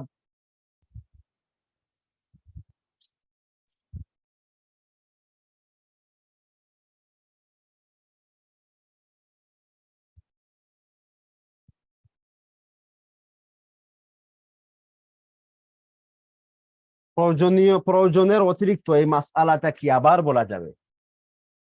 মাসআলা বলতে কি, প্রয়োজন অতিরিক্ত বলতে হচ্ছে মাল হচ্ছে দুই প্রকার। একটি হচ্ছে মালে নামি, ক্রমবর্ধমান মাল। এই মালটা হচ্ছে শরীয়ত বলতেছে 60 মাল, 60 মালকে মালে নামি বলে। স্বর্ণ, রূপা, টাকা, নগদ টাকা, আর হচ্ছে ব্যবসা, ওই 60কে মালে নামি বলা হয়। আর হচ্ছে মালে গয়রে নামি হচ্ছে বাদ বাকি সমস্ত প্রকার মাল হচ্ছে মালে গয়রে নামি। যেমন আপনার প্রয়োজন অতিরিক্ত বাড়ি। প্রয়োজন হচ্ছে, ধরেন একজন মানুষ সে তার দৈনন্দিন জীবন যাপন করতে হলে যতটুকু জিনিসের প্রয়োজন, একটি বেডরুমের প্রয়োজন, একটি বাথরুমের প্রয়োজন, তাছাড়া হচ্ছে একটি কিচেনের প্রয়োজন, একটি বাড়ির প্রয়োজন, একটি গাড়ির প্রয়োজন। তখন যদি তার নিকট দুটি গাড়ি থাকে বা দুটি বাড়ি থাকে, বা তার জমিতে চাষাবাদ হয়ে যেই ফসল আসে, সেই ফসলে তার 1 বছর হয়েও আর অতিরিক্ত ফসল তার নিকট থাকে, যা সে বিক্রি করতে পারে, তাহলে এটা প্রয়োজন অতিরিক্ত ফসল। তো এগুলা হচ্ছে প্রয়োজন অতিরিক্ত। এগুলা যদি 52.5 ভরি রূপা সম পরিমাণ হয়ে যায়, তাহলে কুরবানি ওয়াজিব হয়ে যাবে, সদকা বিধির ওয়াজিব হয়ে যাবে। তারপরে প্রশ্ন হলো, উস্তাদ, মাংস কি 3 ভাগেই ভাগ করতে হবে? খাসি হলেও? জি, খাসি হলেও মুস্তাহাব হচ্ছে 3 ভাগে ভাগ করা। আর আপনি যদি একাই খেতে চান, তাহলে একাই খেতে পারবেন। হ্যাঁ, রাসূলুল্লাহ সাল্লাল্লাহু আলাইহি সাল্লাম প্রাথমিক সময়ে লা তাকুলুল আযাহি, প্রাথমিক অবস্থায় বলছিলেন যে কুরবানি খেও না। তারপর আল্লাহ রাসূল বলতেছেন, কুলু ওয়াদ্দাখিরু, খাও এবং জমা করে রাখো। আর মুস্তাহাব তরিকা হচ্ছে যে 3 ভাগ করে 1 ভাগ নিজের জন্য নিজে রাখবে, নিজে এখন খাবে এবং জমা করে রাখবে, 1 ভাগ আত্মীয়কে দিবে এবং 1 ভাগ ফকির এবং মিসকিনদেরকে সদকা করে দিবে। আসসালামু আলাইকুম। ওয়ালাইকুম আসসালাম। উস্তাদ, সুদী ব্যাংকে চাকরি করে তার সাথে কুরবানি দেয়া যাবে কি না? না, যাবে না। শ্বশুর বাড়িতে যাদের সাথে আমি কুরবানি দেই, তাদের একজন সুদী ব্যাংকে চাকরি করে, সেক্ষেত্রে আমার করণীয় কি? আপনার কুরবানি হবে না, সুতরাং আপনি পৃথকভাবে একটি বকরি দ্বারা কুরবানি আদায় করবেন। গয়াল দিয়ে কুরবানি হবে কি? গয়াল বলতে কি সেটা হচ্ছে ওই যে মেরির মতো, এটা কি? এটা কি বন্য প্রাণী না গৃহপালিত পশু? যদি গৃহপালিত পশু হয় তাহলে তো হবে। আর যদি বন্য প্রাণী হয়, যেমন হরিণ, এগুলো হচ্ছে বন্য প্রাণী, এগুলা দ্বারা কি হবে না? কুরবানি হবে না। বা বন্য মহিষ বা বন্য গরু, এগুলা দ্বারা কুরবানি হবে না। কুরবানির জন্য গৃহপালিত হতে হবে, অর্থাৎ যা গড়ে থাকে সেগুলা হতে হবে। যার উপর কুরবানি ওয়াজিব যদি কুরবানি না দেয়, তাহলে কি পরিমাণ শাস্তি হবে বা গুনাহ হবে? পরিমাণ তো হচ্ছে যে আল্লাহ রসুল বলতেছেন, ফালা ইয়াকরুবান্না মুসাল্লানা, সেজন্য আমার ঈদগাহের জামাতে না আসে। হ্যাঁ, এই হচ্ছে তার দুনিয়ার শাস্তি। আর আখেরাতের শাস্তি হচ্ছে ওয়াজিব তরকের গুনাহ। একটা ওয়াজিব তরক যা ফরজের কাছাকাছি, এইটা তরক করলে তো অবশ্যই তার শাস্তি হবে। তবে কিভাবে শাস্তি দেয়া হবে সেইটা আসেনি, তবে তাকে শাস্তির আওতায় নিয়ে আসা হবে। কোন মহিলা জিলহজ মাসের 7টা রোজা রাখার পর অসুস্থতার কারণে 8 ও 9 তারিখ রোজা রাখতে না পারলে কি আরাফার রোজার সওয়াব থেকে বঞ্চিত হবে? দেখেন, আরাফার রোজার সওয়াব তো যিনি আরাফার রোজা রাখবেন তিনিই পাবেন। যেহেতু ওই মহিলার নিয়ত ছিল, কিন্তু অসুস্থতার কারণে উনি রাখতে পারতেছেন না, তো উনি আল্লাহর কাছে দোয়া করবেন যে আল্লাহ, আমি অসুস্থতার কারণে রাখতে পারতেছি না, সুতরাং আমাকে সওয়াব থেকে বঞ্চিত করবেন না। আল্লাহ চাইলে অবশ্যই উনি সওয়াব পাবেন। উস্তাদ, ভাই বোন মিলে কি একটি ছাগল কুরবানি দেয়া যাবে? না, ভাই বোন মিলে একটি ছাগল দিলে হবে না। একটি ছাগল শুধুমাত্র একজনের পক্ষ থেকে আদায় হবে, দুইজনের পক্ষ থেকে একটি ছাগল কুরবানি আদায় হবে না। আসসালামু আলাইকুম। ওয়ালাইকুম আসসালাম। উস্তাদ, যদি কারো উপর কয়েক লাখ টাকা ঋণ থাকে, তাহলে কি তার উপর কুরবানি ওয়াজিব হবে? দেখেন, আমি ইতিপূর্বে অনেকবার বলেছি, ঋণের সাথে কুরবানির কোনো সম্পর্ক নেই। আপনার নিকট কয়েক লক্ষ টাকা ঋণ থাকুক, আর ঋণ তো ওই ব্যক্তির নিকটই থাকবে যার ঋণ পরিশোধের তৌফিক থাকবে। এখন ওই ঋণ আপনি পরিশোধ করেন না কেন? ঋণ পরিশোধের পর যদি প্রয়োজন অতিরিক্ত সম্পত্তি না থাকে, তাহলে তো কুরবানি আসবে না। আর যেই আপনার ঋণ আছে, ওই ঋণ পরিশোধের পর আপনার নিকট কিছুই থাকবে না, তাহলে মত অবস্থায় আচ্ছা, এই মুহূর্তে ঋণ পরিশোধ আপনি যদি নাই করেন, আপনার নিকট 5 লক্ষ টাকা ঋণ, আপনি যদি ওই 5 লক্ষ টাকা ঋণ পরিশোধ করেন, তাহলে হয়তো আপনার নিকট আর কিছুই থাকবে না। হ্যাঁ, যদিও আপনি এই মুহূর্তে পরিশোধ করতেছেন না, তাহলে আপনার উপর কুরবানি ওয়াজিব হবে। তারপর হ্যাঁ, লেখছেন রুশনা বেগম। জি উস্তাদ, আমার দেশের বাইরে থাকি আর কুরবানি দেশে দিতেছি, তো আমরা কিভাবে নখ চুল কাটবো? কারণ আমাদের ঈদ হয় একদিন আগে, আর দেশের ঈদ হয় একদিন পর। তাহলে এক কাজ করেন, আপনারা যেহেতু একদিন আগে ঈদ হচ্ছে, তো আপনারা দ্বিতীয় দিন, ঈদের দ্বিতীয় দিন, অর্থাৎ হচ্ছে 11 জিলহজ, আপনারা নখ কর্তন করবেন। আর ওই দিন 11 জিলহজ আহ হচ্ছে যে আপনার এই কুরবানিটা দেয়া হবে, অর্থাৎ আমাদের বাংলাদেশের হবে 10 তারিখ, আর আপনাদের হবে 11 তারিখ। তো 11 তারিখেই আপনার কুরবানির সাথে মিল রেখেই আপনি নখ এবং চুলকে কাটবেন। এটা হচ্ছে আপনার জন্য একটি পরামর্শ। তবে হচ্ছে বিধান হচ্ছে এটাই যে আপনার ঈদ যখন হবে, আপনার আশপাশে যখন ঈদ হবে, তখনই আপনি নখ চুলকে কর্তন করবেন। যেহেতু আপনার কুরবানিটা একদিন পর জবাই হচ্ছে, সুতরাং আপনি একদিন পর কি করবেন? নখ চুল কর্তন করবেন। উস্তাদ, বাচ্চাদের যদি 52,000 টাকা থাকে, তাদেরও কি কুরবানি ওয়াজিব হবে? না, কুরবানি শুধুমাত্র বালিগের উপর আসে, নাবালিগের উপর কুরবানি আসে না। নাবালিগের বাচ্চা মালের উপর কুরবানি আসে না, যাকাতও আসে না। তারপরে প্রশ্ন হচ্ছে আহ, মুমতাহিনা বিনতে ইলিয়াস। আসসালামু আলাইকুম। ওয়ালাইকুম আসসালাম। উস্তাদ, আহ একই গরুর বাগে 3 জন ওয়াজিব কুরবানি, আর 2 থেকে 3 ভাগ বিভিন্ন জনের কুরবানি উপলক্ষে দান সদকা থেকে আসা টাকায় করা যাবে কি? মূলত প্রশ্ন হচ্ছে, একই গরুর কিছু ভাগ ওয়াজিব কুরবানি হবে আর কিছু দানের কুরবানি হবে। দেখেন, কিছু ভাগ দানের কুরবানি হবে বলতে, ওই যে দান করতেছেন, এক ভাগকে কি একজনই দান করতেছেন না কয়েকজন মিলে দান করতেছেন? যদি কয়েকজন মিলে দান করেন তাহলে হবে না। আর যদি একটি কুরবানির ধরেন 3টি অংশ দ্বারা 3 জন ওয়াজিব আদায় করবেন, আর পরবর্তী 4টি অংশ দ্বারা নফল আদায় করতে চাচ্ছেন, তাহলে এমত অবস্থায় কুরবানি আদায় হবে, এমত অবস্থায় শরীক হওয়া যাবে। কেননা একটি অংশের নিম্নে একটি গরুতে শরীক হওয়া যাবে না, সর্বনিম্ন একটি অংশতেই উনি শরীক হবেন। তারপরে প্রশ্ন হলো, আসসালামু আলাইকুম। ওয়ালাইকুম আসসালাম।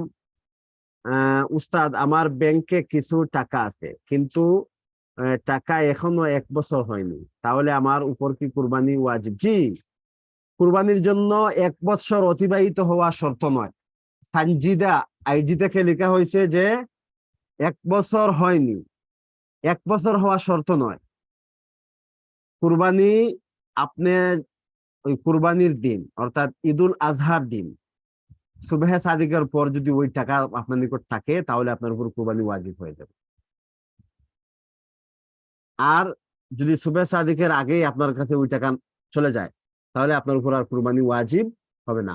মোট কথা হচ্ছে আমাদের দেশে যে 10 তারিখ ঈদের দিন ফজরের নামাজের আগ মুহূর্তে যদি আপনার নিকট ওই টাকা থাকে তাহলে কুরবানি ওয়াজিব হবে, নতুবা ওয়াজিব হবে না। তারপর প্রশ্ন হচ্ছে উস্তাদ, 3 লাখ টাকা আর 1 ভরি স্বর্ণ কুরবানি দেয়া কি ওয়াজিব? জি, কুরবানি দেওয়া অবশ্যই ওয়াজিব। আইয়ম সিয়ার উনি জানতে চাচ্ছেন, উস্তাদ আমার যদি শুধুই 3 ভরি সোনা থাকে, কোন রূপা বা টাকা না থাকে, অতিরিক্ত কোনো জিনিসও না থাকে, তাহলে কি কুরবানি আর যাকাত ফরজ হবে? না, হবে না। আর এই অবস্থায় যদি সে কুরবানি ওয়াজিব ধরে আর যাকাত ফরজ ধরে আমল করেন তাহলে গুনাহ হবে না, তবে ওয়াজিব হচ্ছে না, উনি অযথাই টেনশন নিচ্ছেন। তারপরে প্রশ্ন হলো, উস্তাদ যদি কারো বাড়ির জমি থাকে আর বাড়ি করা না থাকে কিন্তু তাদের ব্যাংকের টাকা থাকে তাহলে কুরবানি দিতে হবে? ব্যাংকের টাকা দিয়ে বাড়ি করার নিয়ত রাখছে? জি, অবশ্যই। ব্যাংকের টাকা থাকলে তো আর বাড়ির প্রয়োজন নেই, বাড়ি আপনি পিছনে রাখেন। ব্যাংকের টাকা আছে, ওই টাকা দ্বারা জাকাতই আসবে, কুরবানিও আসবে। 52,000 টাকা থেকে বেশি অবশ্যই তো থাকবে, তাহলে কুরবানিও আসবে এবং জাকাত তো আসবে। 1 বছর থাকলে জাকাত আসবে। আর যদি ওইটা কুরবানির দিন ওই টাকা ওনার হাতে থাকে তাহলে কুরবানি ওয়াজিব হবে। মাংস 3 ভাগ করা কি ওয়াজিব? না, মুস্তাহাব। মুস্তাহাব, আপনি ইচ্ছা হলে সারাও খেতে পারেন। তারপরে প্রশ্ন হলো, আসসালামু আলাইকুম উস্তাদ, কয়েকজন মিলে কুরবানি দেওয়ার ক্ষেত্রে যদি একজনের উপার্জন হারাম হয় তাহলে কি প্রত্যেকের কুরবানি কবুল হবে না, নাকি শুধু হারাম উপার্জনকারীর কুরবানি কবুল হবে না? কারো কুরবানি কবুল হবে না, সবার কুরবানি বিতা যাবে। তারপর প্রশ্ন হলো, আসসালামু আলাইকুম। ওয়ালাইকুম আসসালাম শায়খ, 60টি নাম দেওয়ার নিয়মটা কি রকম আর কিভাবে নিয়ত করতে হয় 7 জন ব্যক্তির জন্য? 7 জন ব্যক্তির জন্য বলতে আপনি যদি দেন, আপনি নিয়তেই রাখবেন, মনের মধ্যে রাখবেন যে আমি যে গরুটি ক্রয় করলাম ওইটাতে আমি আমার নিজের একটু ওয়াজিব আদায় করব, আমার বাবার জন্য আমি সওয়াব বকশিয়ে দেব, নিয়ত মনের মধ্যে নিয়ত রাখবেন। আমার মায়ের জন্য সওয়াব বকশিয়ে দেবো, এইভাবে মনের মধ্যে নিয়ত রাখলেই হবে। ওইটা উচ্চারণও করতে হবে না, কাগজে লিখে জবাইয়ের সময় পড়তেও হবে না। ওইটা নিয়ত আপনি আপনি যখন ক্রয় করে নিয়ে আসবেন, ক্রয় করে নিয়ে এসে আপনি ওইটা আপনার নিয়তে রাখবেন, তাহলেই হবে।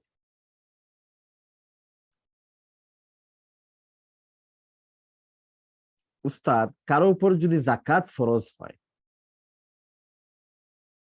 উনি ঈদের আগে তা আদায় করে দেন, পরে যদি দেখা যায় উনার নিসাব পরিমাণ সম্পদ নাই, তাহলে কি উনাকে কোরবানি দিতে হবে?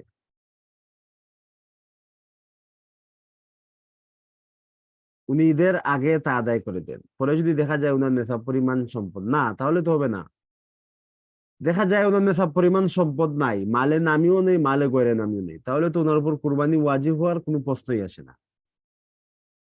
তারপরে প্রশ্ন হলো, 52.5 ভরি রূপার বিভিন্ন প্রকার আছে, যেমন 22 ক্যারেট, 21 ক্যারেট, 18 ক্যারেট এবং সনাতন বা পুরাতন পদ্ধতি প্রকার অনুযায়ী আবার প্রাইসও বিভিন্ন রকম, তাহলে কোনটা নিসাব ধরবো? সর্বনিম্ন 18 ক্যারেট যেটা বা সনাতন, আপনি ওইটা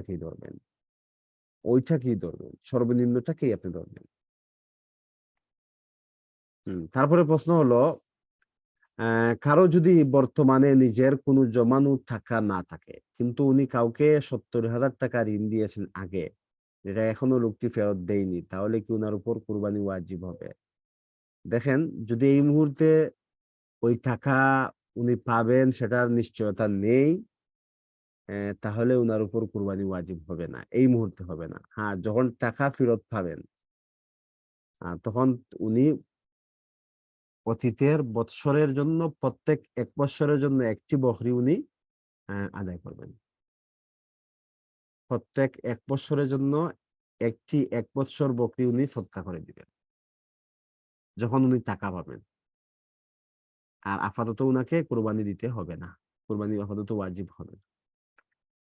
তারপরে প্রশ্ন হলো, উস্তাদ আমার 2 ভরি স্বর্ণ আছে, অন্য কোনো অলংকার নেই, আমার উপর কি যাকাত ফরজ হবে? না, যাকাতও ফরজ হবে না, কুরবানিও আসবে না, এবং সদকায়ে ফিতরও আপনার উপর ফরজ হবে না, যেহেতু আর কিছুই নেই। তারপর হচ্ছে রিফা বেগম থেকে প্রশ্ন আসলো, আসসালামু আলাইকুম। ওয়ালাইকুম আসসালাম শেখ, আমি অসচ্ছল টিউশনি করে চলি, আমি স্বাবলম্বী, এখন আমার কাছে নগদ 2 লক্ষ টাকা ও কিছু সোনা আছে, এখন কি আমাকে কুরবানি দিতে হবে? কি দিব? দিবার নিয়ম বললে উপকৃত হবো। জি, যেহেতু 2 লক্ষ টাকা আপনার নিকট আছে, সুতরাং আপনি কুরবানি দিবেন, আপনার উপর কুরবানি ওয়াজিব। হচ্ছে আপনি একটি বকরি আপনি কুরবানি ওয়াজিব, আপনার উপর ওয়াজিব হবে। আপনি চাইলে গরুও দিতে পারেন, আপনি চাইলে 2টি বকরিও দিতে পারেন, একটি হবে ওয়াজিব এবং অন্যটি হবে নফল।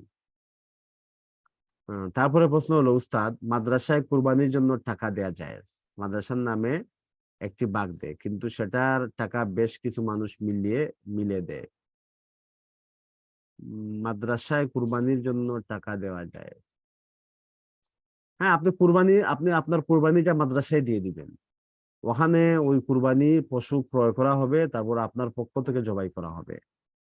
এইটাই সম্ভবত বুঝতেছি, তাছাড়া আপনার প্রশ্ন স্পষ্ট, সুতরাং আইওমে সিয়ার আপনি আবার প্রশ্নটা করেন, প্রশ্নটা স্পষ্ট। তারপরে প্রশ্ন হলো, উস্তাদ নেশাব পরিমাণ সম্পদের কিছু ব্যবসায় খাটানো, কিছু দাঁড় দেওয়া হয়েছে, বাকি আছে গহেনা, হাতে বর্তমানে ক্যাশ টাকা নেই, এই অবস্থায় কুরবানির বিধান কি? হয়তো উনি ঋণ করে কুরবানি দিবেন, নতুবা উনি ওই গহেনাকে বিক্রি করে কুরবানি দিবেন, কুরবানি উনার উপর ওয়াজিব। আর যদি উনি কুরবানি দিতে না পারেন, তাহলে পরবর্তীতে যখনই হাতে টাকা আসবে, উনি একটি বকরি বা বকরির মূল্য উনি আল্লাহর রাস্তায় গরিব মিসকিনদেরকে সদকা করে দিবেন, তাহলে উনার কুরবানি কাফারা আদায় হয়ে যাবে। তারপরে প্রশ্ন হলো, 7 ভাগের সবাইকে কি নামাজি হতে হবে? না, এটা শর্ত নয়। আমি দেশের বাহিরে থাকি, সেখানে কুরবানি দিতে গেলে নামাজি কিনা সেটা দেখে কুরবানি দেওয়ার কোনো সুযোগ নেই, বাধ্য হয়েই তাদের সাথে দিতে হবে। এক্ষেত্রে কি হবে কুরবানি? জি হবে, কুরবানি হবে, তবে আমি হারাম টাকা রয়েছে কিনা এই হচ্ছে। আর তাছাড়া তাদের নিয়ত কি, কারো যদি উদ্দেশ্য হয় গুস্ত খাওয়া বা সামাজিক মর্যাদা, তাহলে তাদের সাথে কুরবানি দিলে আপনার কুরবানি হবে না, নতুবা আপনার কুরবানি হবে, নামাজি হওয়া শর্ত নয়। তারপরে প্রশ্ন হলো, সুদভিত্তিক লোন নিয়ে বাড়ি করা হয়েছে, সেই বাড়ির ভাড়ার টাকায় কুরবানি দিলে জায়েজ হবে উস্তাদ? দেখেন, সুদভিত্তিক লোন নিয়ে বাড়ি করা হয়েছে, পরবর্তীতে ওই লোন কিভাবে পরিশোধ করা হলো, এই হচ্ছে প্রশ্ন।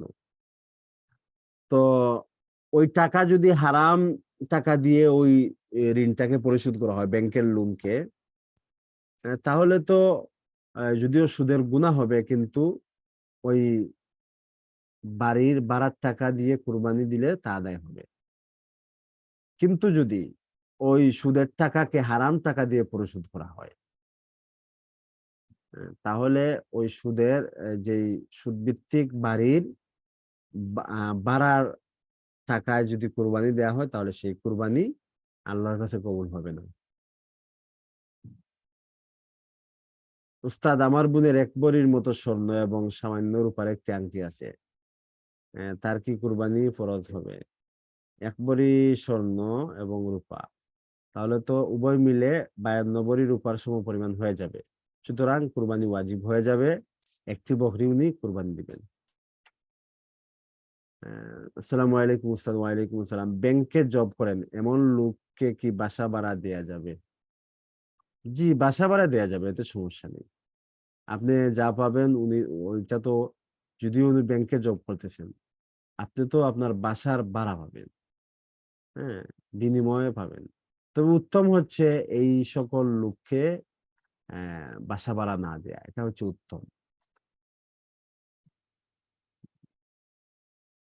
তারপরে প্রশ্ন, উস্তাদ যদি এমন হয় আমার জমানো টাকা বর্তমানে নেশাব পরিমাণ নাই, কিন্তু আমি কিছু টাকা আমার এক ফ্রেন্ডকে ধার দিয়েছি, ওই টাকা সহ নেশাব পরিমাণ হয়, আমার উপর কি কুরবানি ওয়াজিব হবে? জি, আপনার উপর কুরবানি ওয়াজিব হবে। শেখ, অনেকেই বলে যে গরুর গলায় ছুরি না দেয়া অবধি কিছু খাওয়া যাবে না, এটা কি সঠিক? না, সুন্নাহ হচ্ছে এটা যে আপনি ঈদুল আজহার দিন কুরবানি করে কুরবানির গোশত দিয়ে আপনি খাবেন, এর পূর্বে আপনি কিছুই খাবেন না। এটা হচ্ছে রাসূলুল্লাহ সাল্লাল্লাহু আলাইহি ওয়াসাল্লামের সুন্নাহ, যে রাসূলুল্লাহ সাল্লাল্লাহু আলাইহি ওয়াসাল্লাম কুরবানি দিয়েছেন দুইটি দুম্বা, তারপর দুম্বার কলিজাকে বের করে রান্না করেছেন, ওনার আহলিয়া রান্না করেছেন। তারপর রাসূলুল্লাহ সাল্লাল্লাহু আলাইহি ওয়াসাল্লাম ওই কলিজা দিয়ে খেয়েছেন ঈদুল আজহার দিন। তো এটা হচ্ছে সুন্নাহ। আবার অনেকেই গরুর গোশত দিয়ে ঈদের খায়, এটা ছাড়া কিছু মুখে দেয় না, জি এটা সুন্নাহ। গরু জবাই করার পরে যদি দেখে তার পেটে বাচ্চা ছিল, তখন কুরবানি, জি কুরবানি হবে, ওই বাচ্চাকেও জবাই করে সে বাচ্চাকেও খাওয়া যাবে, কুরবানি হবে। উস্তাদ, আমার স্বামী বলেন ব্যাংকে যারা চাকুরি করেন তাদের বাসায় খাওয়াও নাকি ঠিক নয়? জি অবশ্যই আপনার স্বামী ঠিক বলছেন, এবং সে কখনো ব্যাংকে জব করা কারু বাসায় খানো না, আলহামদুলিল্লাহ। জি আপনার স্বামী 100% সঠিক কথা বলেছেন। হুম। আইওমোসিয়া, জি আপনি বলছেন উস্তাদ বাড়ি নেই, কোনো জমিও নেই, কিন্তু জমি কেনার জন্য টাকা জমানো হচ্ছে, সেই টাকা প্রায় লাখের করে, আর 1 বছর পার হয়েছে, তাহলে সেই টাকার যাকাত দিতে হবে? জি যাকাতও দিতে হবে, উনাকে কুরবানিও দিতে হবে, এবং হচ্ছে উনার উপর সদকায়ে ফিতর ওয়াজিব হবে যতক্ষণ পর্যন্ত উনি কাজে না লাগাচ্ছেন। এই জন্য উনি ওই টাকা দিয়ে উচিত হচ্ছে উনি কোথাও জমি কিনে নেয়া, অথবা বাড়ির জন্য তাড়াতাড়ি বন্দোবস্ত করা। তারপরে প্রশ্ন হলো, আসসালামু আলাইকুম উস্তাদ, কুরবানি কখন নফল, কখন সুন্নত, কখন ওয়াজিব? কুরবানি সর্বদাই ওয়াজিব এবং কখন ফরজ? কুরবানির ফরজ নেই, কুরবানির সুন্নত নেই, কুরবানি হ্যাঁ নফল কুরবানি, এটা হচ্ছে আপনার ওয়াজিব আদায়ের পর আপনি নফল কুরবানি দিতে পারবেন।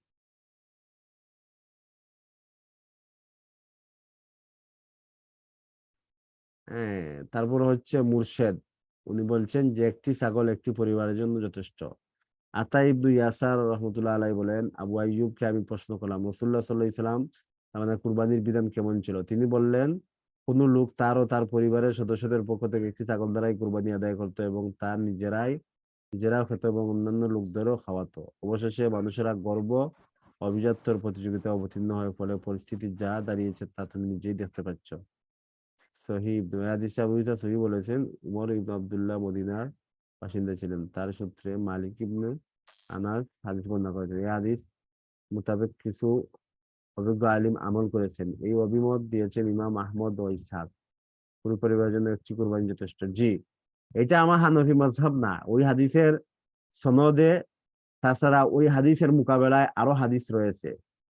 হ্যাঁ, এটা হচ্ছে ইমাম আহমদ ইবনে হাম্বল এবং ইসহাক ইবনে রাহওয়ের অভিমত, তারা এটাকে সুন্নত বলে থাকেন।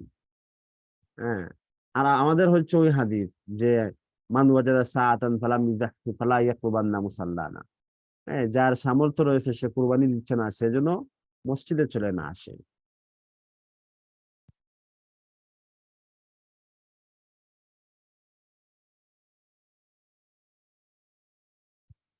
শুধু ভাই, শুধু হাদিস দেখলেই তো হবে না, হাদিস দ্বারা কি আপনি চলতে পারবেন? শুধু হাদিস দিলে তো হবে না। হ্যাঁ, ওই হাদিস, শুধুমাত্র হাদিস দেখতে হবে ওইটার বিপরীত কোন হাদিস রয়েছে কিনা।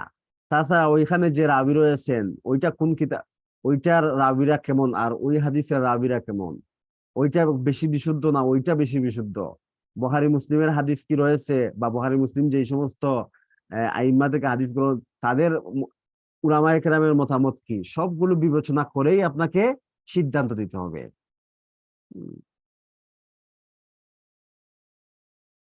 তারপরে প্রশ্ন হলো, আসসালামু আলাইকুম উস্তাদ, ব্যাংক থেকে লোন নিয়ে বাড়ি কিনা হয়েছে, লোন পরিশোধের সময় সুদ দিতে হয়, এখন আমার কুরবানি কি হবে?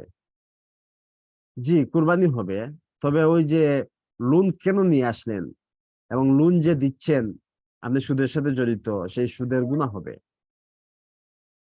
আসসালামু আলাইকুম। ওয়ালাইকুম আসসালাম। অনেকেই আছে যারা কুরবানি দেয় না, মানুষের দেয়া গোশত গুলো তারা বেচে দেয়, এটা কি জায়েজ? জি আহ, যদি কেউ কাউকে গোশত দিয়ে দেয় তাহলে তো সে ওটার মালিক হয়ে গেল, সে ওটা খেতেও পারবে, বেচতেও পারবে, ফেলেও দিতে পারবে। সে তো ওটার মালিক হয়ে গেছে।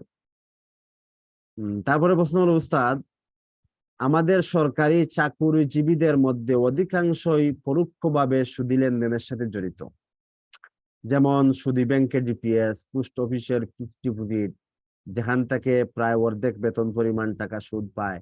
এমন লোককে সাথে নিয়ে বাগে কুরবানি দিলে কি কুরবানি হবে? না, কুরবানি আদায় হবে না। স্ত্রীর নামে স্বর্ণ এবং জায়গা আছে কিন্তু বিক্রি করার অনুমতি নেই, তাহলে তার উপর কুরবানি ওয়াজিব হবে না। যদি উম হচ্ছে যে এখানে যেহেতু জমি আছে, বিক্রি করার অনুমতি নেই, কে অনুমতি দিবে না?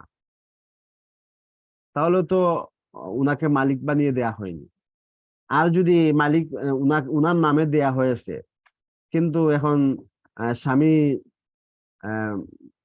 অন্যায়ভাবে সে বিক্রি করতে দিতেছে না, তাহলে আহ আপাতত অবস্থায় তো স্ত্রীর কিছু করার নেই। এই ওয়াজিব যে তরক হচ্ছে, এই জন্য স্বামীর গুনাহ হবে। অনেকেই গরু জবাইয়ের সময় যাদের নামে কুরবানি করে তাদের নাম জুড়ে উচ্চারণ করে, এটা কি ঠিক? নাম কাগজে লিখে নিয়ে যায় না, এটা ঠিক না। আল্লাহ অন্তরে, তাহলে কি আল্লাহ অন্তরের খবর জানেন না? আল্লাহ কি অন্তরের খবর জানেন না?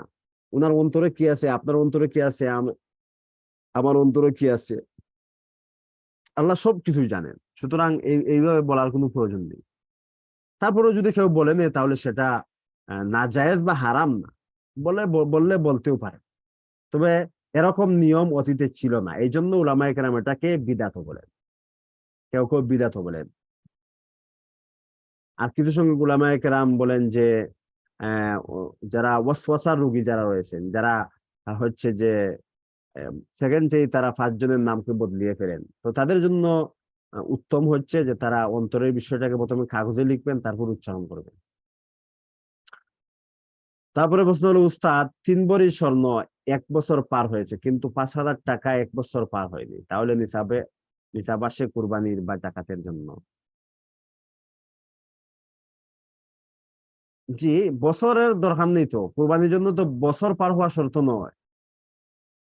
এই যে আমি এতক্ষণ যাবত কি বলতেছি, কুরবানির জন্য বছর অতিবাহিত হওয়া শর্ত নয়, জাকাতের জন্য শর্ত। হ্যাঁ, কারণ যদি স্বর্ণ এবং টাকা থাকে এবং যে কোনো একটির যদি 1 বছর পার হয়, যেমন স্বর্ণের 1 বছর পার হয়েছে কিন্তু টাকার 1 বছর পার হয়নি, তাহলে যে কোনো একটির 1 বছর পার হয়ে গেলেই তার উপর জাকাত চলে আসবে।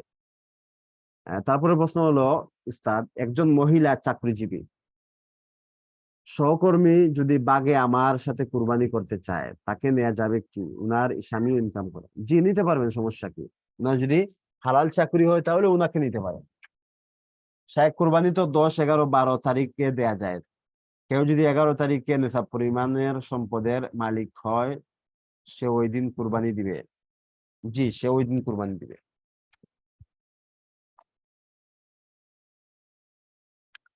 উস্তাদ, এবছরের নিসাব কত টাকা? কিসের নিসাব? নেশাব তো হচ্ছে 52 ভরি রূপার সমপরিমাণ প্রয়োজন অতিরিক্ত সম্পদ, এটা হচ্ছে নেশাব। কারো যদি নেশাব পরিমাণ টাকা না থাকে তবুও কি কুরবানি দেয়া যাবে? জি, দিতে পারবেন, তাহলে নফল হিসাবে আদায় হবে। উস্তাদ, দানের টাকার মতো টাকা তুলে কুরবানির জন্য যে মাদ্রাসার বাচ্চারা খাবে সেখানে সবাই 500, 1000 টাকা দেন, আর কুরবানির যা দেয়া হয় মাদ্রাসার নামে, এটা কি জায়েজ? এখানে 500, 1000 টাকা দিয়ে সদকাহের সওয়াব পাবেন, কুরবানির সওয়াব পাবেন না, সদকাহের সওয়াব পাবেন। জি। হ্যাঁ, প্রশ্ন হলো, আসসালামু আলাইকুম উস্তাদ, কুরবানির পশু জবাইয়ের সময় পশুর মাথা না ছুরি কিবলামুখী রাখতে হয়, কিবলামুখী হওয়াটা কতটুকু জরুরি? হচ্ছে শূন্য, উত্তম মুস্তাহাব তরিকা। আপনি মাথা কি করবেন? কিবলামুখী রাখবেন। উস্তাদ, কত টাকা নগদ থাকলে কুরবানি ওয়াজিব হবে? 52 ভরি রূপা যত টাকা, তত টাকা যদি নগদ থাকে তাহলে কুরবানি ওয়াজিব হবে।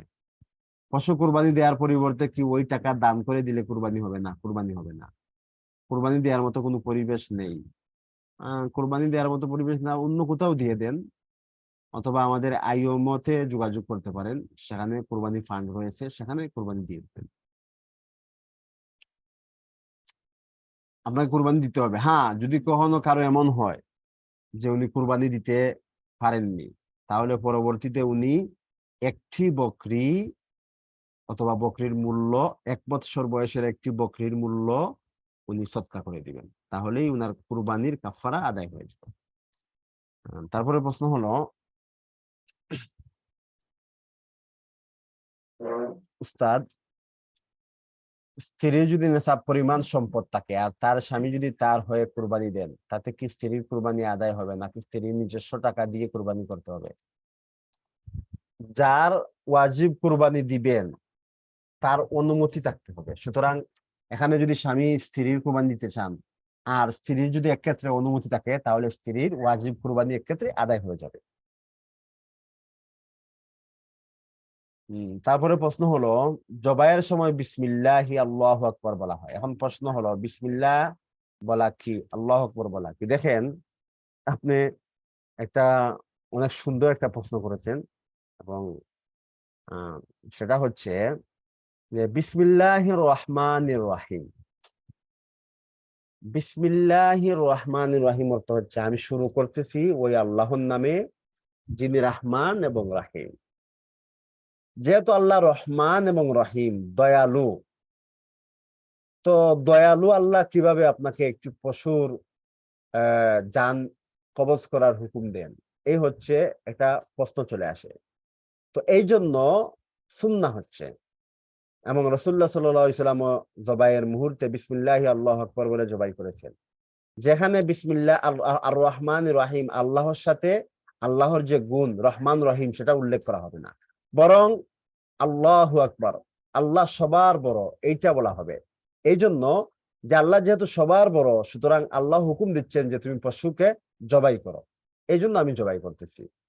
তো এখানে আল্লাহর দয়া মায়ার সেই গুণ এখানে নিয়ে আসাটা উচিত হবে না। এই জন্য বলা হয় যে সুন্নাহ হচ্ছে জবাইয়ের মুহূর্তে বিসমিল্লাহি আল্লাহু আকবার, বিসমিল্লাহির রহমানির রহিম না বলে বিসমিল্লাহি আল্লাহু আকবার। তাছাড়া অন্যান্য সব মুহূর্তেই বিসমিল্লাহির রহমানির রহিম আপনি বলতে পারেন, যেহেতু সেখানে দয়া মায়ার বিষয় রয়েছে। তারপরে প্রশ্ন হলো, একজনের যা তার সাথে খারাপ ব্যবহার করে, তিনি কোনো কাজ করে না, শুয়ে থাকে, তাকে দিয়ে সব কাজ করায় নেয় আল্লাহ। এমত অবস্থায় তিনি যদি তার যাকে জোর গলায় কিছু বলে বা বকা দেয় বা কিছু কথা বলে, বা যা তার যায়ের কষ্ট লাগবে, তাহলে কি তার পাপ হবে? না, উনি জোর, উনি গালি দিবেন কেন? উনি উনার ন্যায্য কথা বলবেন যে আমি কাজ করতেছি, আপনিও করেন। এবার উনি বলতে পারেন যে আপনি একদিন কাজ করেন, আমি একদিন কাজ করবো। উনি উনার অধিকার নিয়ে উনি জোর গলায় বলতে পারেন বা আলোচনায় আসতে পারেন। তবে যদি উনি ধৈর্য সহ্য সহকারে উনি সহ্য করে যেতে পারেন, তাহলে তো সেটা অবশ্যই উত্তম। আর যদি উনি না পারেন, তাহলে উনার এই অধিকার রয়েছে যে উনার অধিকার যে আমিও কাজ করব, আপনিও কাজ করবেন ঘরের মধ্যে। আমি অর্ধদিন করব, আপনি অর্ধদিন করবেন, আমি একদিন করব, আপনি একদিন করবেন, এটা উনি বলতে পারেন। এই জন্য যদি যায়ের কষ্ট হয়, তাহলে আপনার কোনো গুনাহ হবে না। উস্তাদ, কেউ যদি ঈদের 10 দিন আগে 1 লক্ষ টাকা বা নিসাব পরিমাণ সম্পদের মালিক হয়, তাহলে কি তার উপর কুরবানি হয়? হ্যাঁ, ঈদের দিনও যদি হয়, তাহলে তার উপর কুরবানি ওয়াজিব হবে।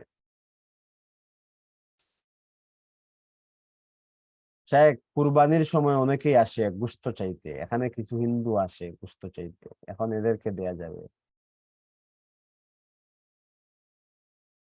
দেখেন, ওয়াজিব, ঈদের কুরবানি হচ্ছে ওয়াজিব। তো হচ্ছে আহ ঈদের গোশত আপনি হিন্দুকে দিতে পারবেন না। হ্যাঁ, আপনি ওইটা মুসলমানকে দিবেন। আর যদি নফল কুরবানি হয়, তাহলে আপনি হিন্দুকে দিতে পারবেন। উস্তাদ, খাসি বিক্রি করে কি গরু কুরবানি করা যাবে? জি, অবশ্যই যাবে। উস্তাদ, যার কাছে এখন কোনো টাকা নেই, উনি যদি এখন কারো থেকে ঋণ নিয়ে কুরবানি দিয়ে দেয়, তাহলে কি উনাকে পরে আবার কুরবানি দিতে হবে যখন নেশাব পরিমাণ টাকা হবে? পরে যখন হবে তাহলে পরবর্তী বছর দিবেন, এই বছর তো আর উনি দিবেন না। উনার ঈদের আগে স্যালারি দেয়নি বলে উনার কাছে টাকা নেই, কিন্তু কোম্পানি ঈদের পরে 1 মাসে মাসে একসাথে 2 মাসের বেতন দিয়ে বলছে। তাহলে এক্ষেত্রে যদি উনি ঈদের পূর্বেই দিয়ে দেন, অর্থাৎ পরবর্তীতে উনার কাছে আসে, তাহলে আর পরবর্তীতে উনাকে আবার দ্বিতীয়বার কুরবানি দিতে হবে না। ওনার কুরবানি আদায় হয়ে যাবে। উস্তাদ, বাবা মা যদি অসহায় হয়, এমন অবস্থায় যাকাতের টাকা কি নিজের বাবা মাকে দেয়া যাবে? না, দেয়া যাবে না। নিজের বাবা মা অসহায় কেন হবে? সন্তানের সম্পদ রয়েছে আর বাবা মা অসহায়, এটা তো কেমন জানি কথা। সন্তানের সম্পদ আবার বাবা মা অসহায়, এটা কিভাবে হবে?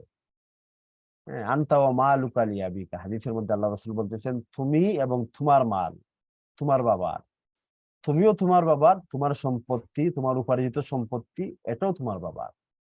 সুতরাং সন্তান যদি ধনী হয়, তাহলে বাবা কিভাবে অসহায় হবে? এই জন্য আহ বলা হয় যে বাবাকে, মাকে, নিজের ছেলে সন্তানকে, নিজের মেয়ে সন্তানকে, নিজের দাদাকে, নিজের নাতনি নাতিকে, কাউকেই যাকাত দেয়া যাবে না। নিজের ঊর্ধ্বতন পূর্বপুরুষকে এবং নিজের নিজের নিম্নস্তন পুরুষদেরকে যাকাত দেয়া যাবে না। এছাড়া ভাইকে দেয়া যাবে, বোনকে দেয়া যাবে। আচ্ছা, সরকারি চাকরিজীবীদের বেতন কি সুদের টাকা হিসাবে গণ্য হবে? না, এখানে সুদের টাকাও রয়েছে এবং সুদ ব্যতীত হালাল টাকাও রয়েছে। হ্যাঁ, সুদের টাকাটাই কম। উস্তাদ, আমরা দেশের বাইরে থাকি আর কুরবানির মাংস আসতে আসতে বিকাল 3-4টা অথবা 5টা হয়ে যায়, তাহলে আমরা এর আগে কি কিছু খেতে পারবো? আর পেলে কি গুনাহ হবে? এখানে কি করা উত্তম বলে উপকৃত হতাম? জি হচ্ছে, যদি এমন হয় যে 3টা 4টা বা 5টা হয়ে যায় কুরবানির মাংস আসতে আসতে, তাহলে আপনারা কিছু খেয়ে নিতে পারেন, যেহেতু ওটা হচ্ছে সুন্নাহ, গুনাহ হবে না। আপনি অন্য অন্য কিছু খেয়ে নেন, গুনাহ হবে না। অন্য কিছু খেলেও আপনার গুনাহ হবে না। সুন্নাহ হচ্ছে আর কি যে কুরবানির মাংস দিয়ে আপনি খাবেন, যেহেতু আপনার এই সমস্যা, সুতরাং আপনি অন্য কিছু খেয়ে নিবেন। তারপর যখন মাংস আসবে, তাড়াতাড়ি মাংস রান্না করে সেটা দ্বারা আপনারা লাঞ্চ করে নিবেন। শেখ, আমাদের অনেকেই বলে গরুরা নাকি স্বপ্নে দেখে যে তাদেরকে কুরবানি দেওয়া হবে, তাই তারা কাঁদে, এটা কি সঠিক? ওই যে যারা বলতেছে, ওদের কাছে কে বললো এই কথা? ওটা তো কোরআন হাদিসের বা কোথাও আসেনি। উস্তাদ, আমার কুরবানির টাকা শ্বশুর দেয় কিন্তু আমার কাছ থেকে অনুমতি নেয় না, তাহলে কি আমার কুরবানি কি হবে নাকি নফল হিসেবে গণ্য হবে? দেখেন, আপনার আপনার দেয় কিন্তু আপনার আপনার অনুমতিতে দেয় না। আপনার ওয়াজিব, আপনার উপর ওয়াজিব রয়েছে। আপনার উপর যদি ওয়াজিব থাকে, তাহলে আপনার অনুমতি ছাড়া যদি উনি কুরবানি দেয়, তাহলে উনার নফল হবে। হ্যাঁ, আপনার আপনার পক্ষ থেকে ওয়াজিব আদায় হবে না।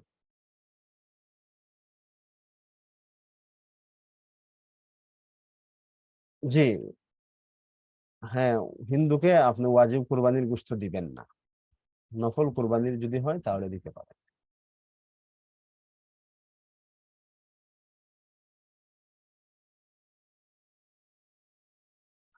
হুজুর, মেয়েদের নামাজের সময় কি পায়ে মোজা পরা আবশ্যক? না, পায়ে মোজা পরা আবশ্যক না। মেয়েদের নামাজে হাতের কবজি, টাকনু পর্যন্ত পা, আর হচ্ছে আহ, হাত, কবজা পর্যন্ত হাত এবং মুখ মেয়েরা খোলা রেখে তারপর নামাজ পড়তে পারবে, নামাজ পড়বে। মেয়েরা তখন নামাজরত অবস্থায় মেয়েরা মেকআপ করতে পারবেন, মেকআপ করে নামাজ পড়া মাত্র। কুরবানির পশু কান্না করে কেন? হয়তো হতে পারে সে তার পাশের দেখতেছে যে সে তার পাশের গরু জবাই হচ্ছে, এই জন্য সে কান্না করতেছে।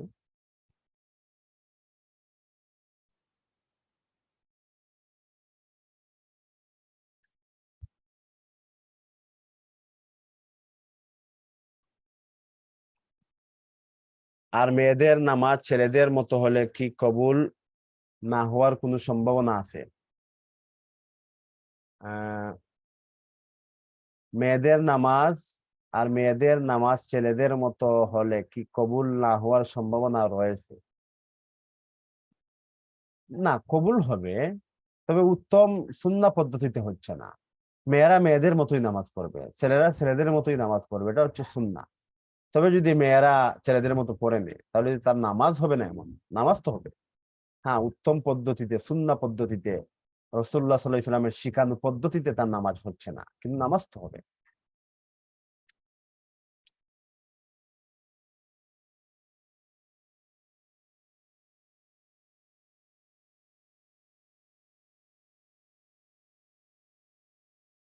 হুজুর, মানা করব কিভাবে হিন্দু কুরবানির গোশত নিতে আসলে, সেটা জানতে চাচ্ছি। আপনি এক কাজ করবেন, আপনি ওই নফল কুরবানি একটা দিয়ে দিবেন, বকরি দুম্বা দিয়ে দিবেন, ওইটার গোশত তাদেরকে দিয়ে দিবেন।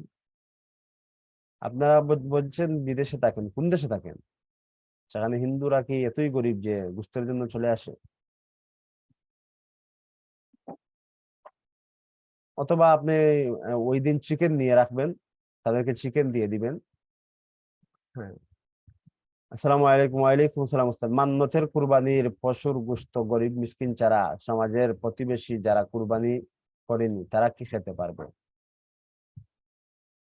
মান্নতের কুরবানির পশুর গোশত গরিব মিসকিন ছাড়া সমাজের প্রতিবেশী যারা কুরবানি করেনি, প্রতিবেশী কুরবানি করেনি কিন্তু কুরবানি তাদের উপর কি ওয়াজিব? যদি ওয়াজিব না থাকে তাহলে তারা খেতে পারবে। তাই যদি তাদের উপর ওয়াজিব থাকে তাহলে মান্নতের কুরবানি দ্বারা তারা খেতে পারবে না। শেখ, মুখ খোলা রাখা কি জায়েজ? মুখ খুলে বাহিরে যাওয়া, নন মাহরামদের সামনে যাওয়া, না এটা জায়েজ না। অনেকেই বলে মুখ খোলা রাখা জায়েজ, তাদের বোঝানো যায় না যে মুখ খোলা রাখা যায় না, তাদের কিছু বলেন। জি, মুখ খোলা রাখা যাবে না, শুধুমাত্র মাহরামের সামনে মুখ খোলা যাবে। নতুবা মুখ আপনাকে এই আপনার ডেকেই রাখতে হবে। আল্লাহ সুবহানাহু ওয়া তাআলা বলতেছেন ফাসআলুহুন্না মিন ওয়ারাই হিজাব।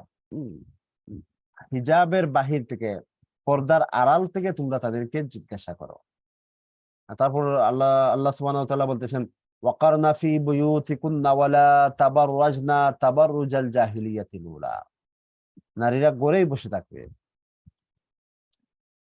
দেশের কথা বলছি উস্তাদ, যেন দেশের মানুষকে বলতে পারি, তাদেরকে জানানোর জন্য। জি, তো তাদেরকে বলবেন যে হিন্দুদেরকে কুরবানির গোশত দেয়া যাবে না, সুতরাং হচ্ছে যে তাদের জন্য চিকেন নিয়ে রাখবেন, আহ, বা অন্য কিছু নিয়ে রাখবেন, তাদেরকে ওই দিন চিকেন দিয়ে দিন। অথবা যদি নফল কুরবানি হয় তাহলে সেটা দিতে পারবেন। ফরজ জাকাত, ফরজ ওয়াজিব কোনো কিছু হলে ওইটা অমুসলিমকে দেয়া যাবে না, ওটা তো এবাদত। জি।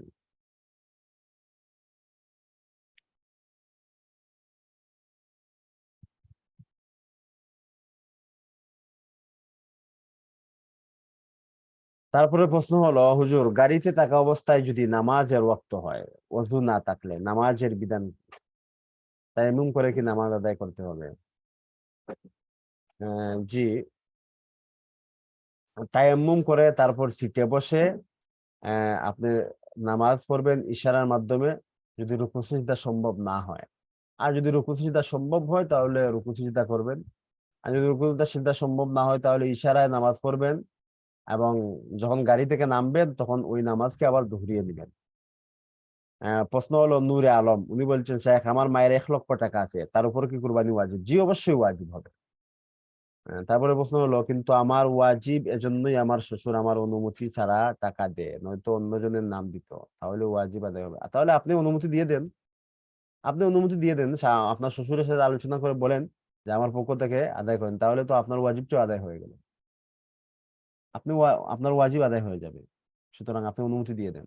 আপনি যদি জানেন তাহলে আপনি শ্বশুরের সাথে আলোচনা করেন, শ্বশুরের সাথে আলোচনা করে আপনি শ্বশুরকে বলেন যে আমার পক্ষ থেকে আমি অনুমতি দিয়ে দিচ্ছি, হ্যাঁ বাবা, আপনি আমার পক্ষ থেকে আদায় করে দেন। উস্তাদ, স্ত্রীর উপর কুরবানি ওয়াজিব হলে সেটা কি স্বামীর টাকা দিয়ে দেয়া যাবে, নাকি স্ত্রী কিছু টাকা দিবে? না দিলে কি কোনো অসুবিধা হবে? স্বামীর টাকা, স্বামী যদি তার সে ইচ্ছায় তার স্ত্রীর ওয়াজিব সে আদায় করতে চায় তাহলে তো আদায় হবে, নতুবা স্ত্রীর উপর ওয়াজিব হলে স্ত্রীকেই দিতে হবে। এখানে স্বামীর কোনো গুনাহ হবে না, বা স্বামীর উপর আসবে না, স্ত্রীর উপর আসবে। নূরে আলম, উনি বলছেন আমি কুরবানি দিলেও কি মাকে আলাদা কুরবানি দিতে হবে? যে আপনার উপর যদি কুরবানি ওয়াজিব হয় তাহলে আপনি আলাদা দিবেন, আপনার মায়ের উপর ওয়াজিব হলে উনি আলাদা দিবেন, পৃথকভাবে দিবেন, সবাই পৃথকভাবে দিবে।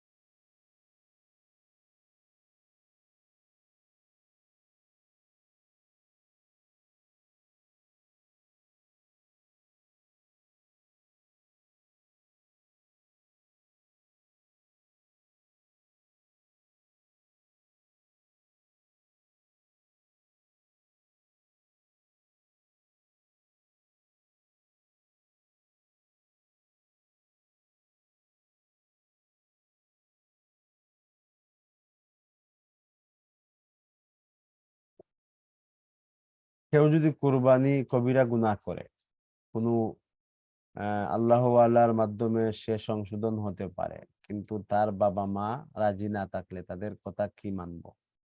কেউ যদি কবিরা গুনাহ করে, কোন আল্লাহওয়ালার মাধ্যমে সে সংশোধন হতে পারে, কিন্তু তার বাবা মা রাজি না থাকলে তাদের কথা কি মানবো? বুঝি নাই, আপনি আসলে কি জানতে চাচ্ছেন এখানে? আপনি প্রশ্নটি আবার করেন, কি জানতে চাচ্ছেন? উস্তাদ, কুরবানির সাথে কি আকিকা দেয়া যাবে? দেয়া যাবে, তবে না দেয়াই উত্তম। দেয়া তো যাবে, তবে না দেয়াই উত্তম। জি।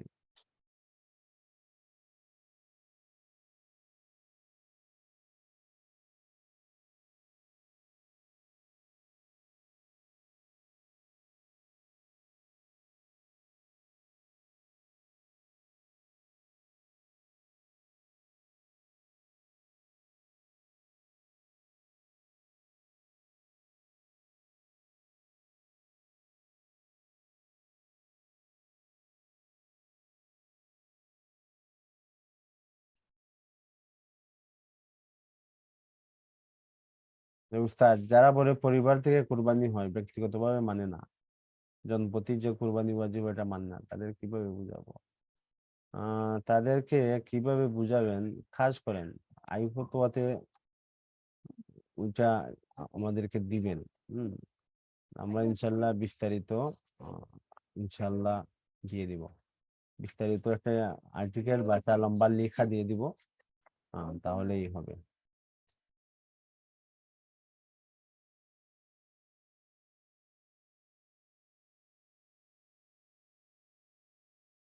আসসালামু আলাইকুম উস্তাদ। ওয়ালাইকুম আসসালাম। আমাদের এলাকায় গ্রাম কুরবানির দিন কোনো গরিব মিসকিন আসে না, তখন যারা আহ কুরবানি করে তারা 3/1 সমাজের লোকদের সহ নিজেরাও তার মধ্যে গণ্য হয়। গোষ্ঠীর সবার পরিবারের নামে একটি করে বাঘ থাকে, ওখানে মান্যতের পশুর অংশ থাকে। দিন শেষে সমাজের অংশ থেকে গোষ্ঠীর সবাই, কুরবানি দেনেওয়ালা না দেনেওয়ালা সবাই একটি করে বাঘ পায়। এটা কতটুকু যায়? জি, এটা অবশ্য ঠিক আছে। কুরবানির 3 অংশের 1 অংশ ওইখানে নিয়ে দেওয়া, এটা সমস্যা নেই, এটা অনেক জায়গায় প্রচলিত আছে।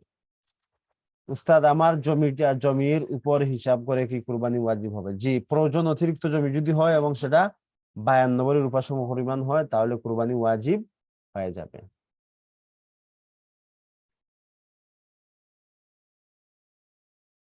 উস্তাদ, কুরবানির সময় যে কুরবানি দিল তার নাম বলতে হবে। আমি ঢাকায় থাকি, কিন্তু আমার কুরবানি ঢাকার বাহিরে দেয়া হবে, এবং যেখানে দেয়া হবে সেখানে গরিব ও ইয়াতিমদের দেয়া হবে। নিজেদের জন্য আনা হবে না, এতে কোনো সমস্যা হবে না। এতে কোনো সমস্যা হবে না। যেহেতু ওই আপনি টাকা দিয়েছেন, আপনার ওই টাকা দিয়ে কুরবানি ক্রয় করে নিয়ে আসা হবে, জবাইয়ের মুহূর্তে আপনার নাম উচ্চারণ করতে হবে না। আল্লাহ অন্তরের বিষয় জানেন। জবাই করা হয়ে যাবে, আপনার পক্ষ থেকে আদায় হয়ে যাবে, কুরবানির গোশত আপনাকেও নিয়ে আসতে হবে না।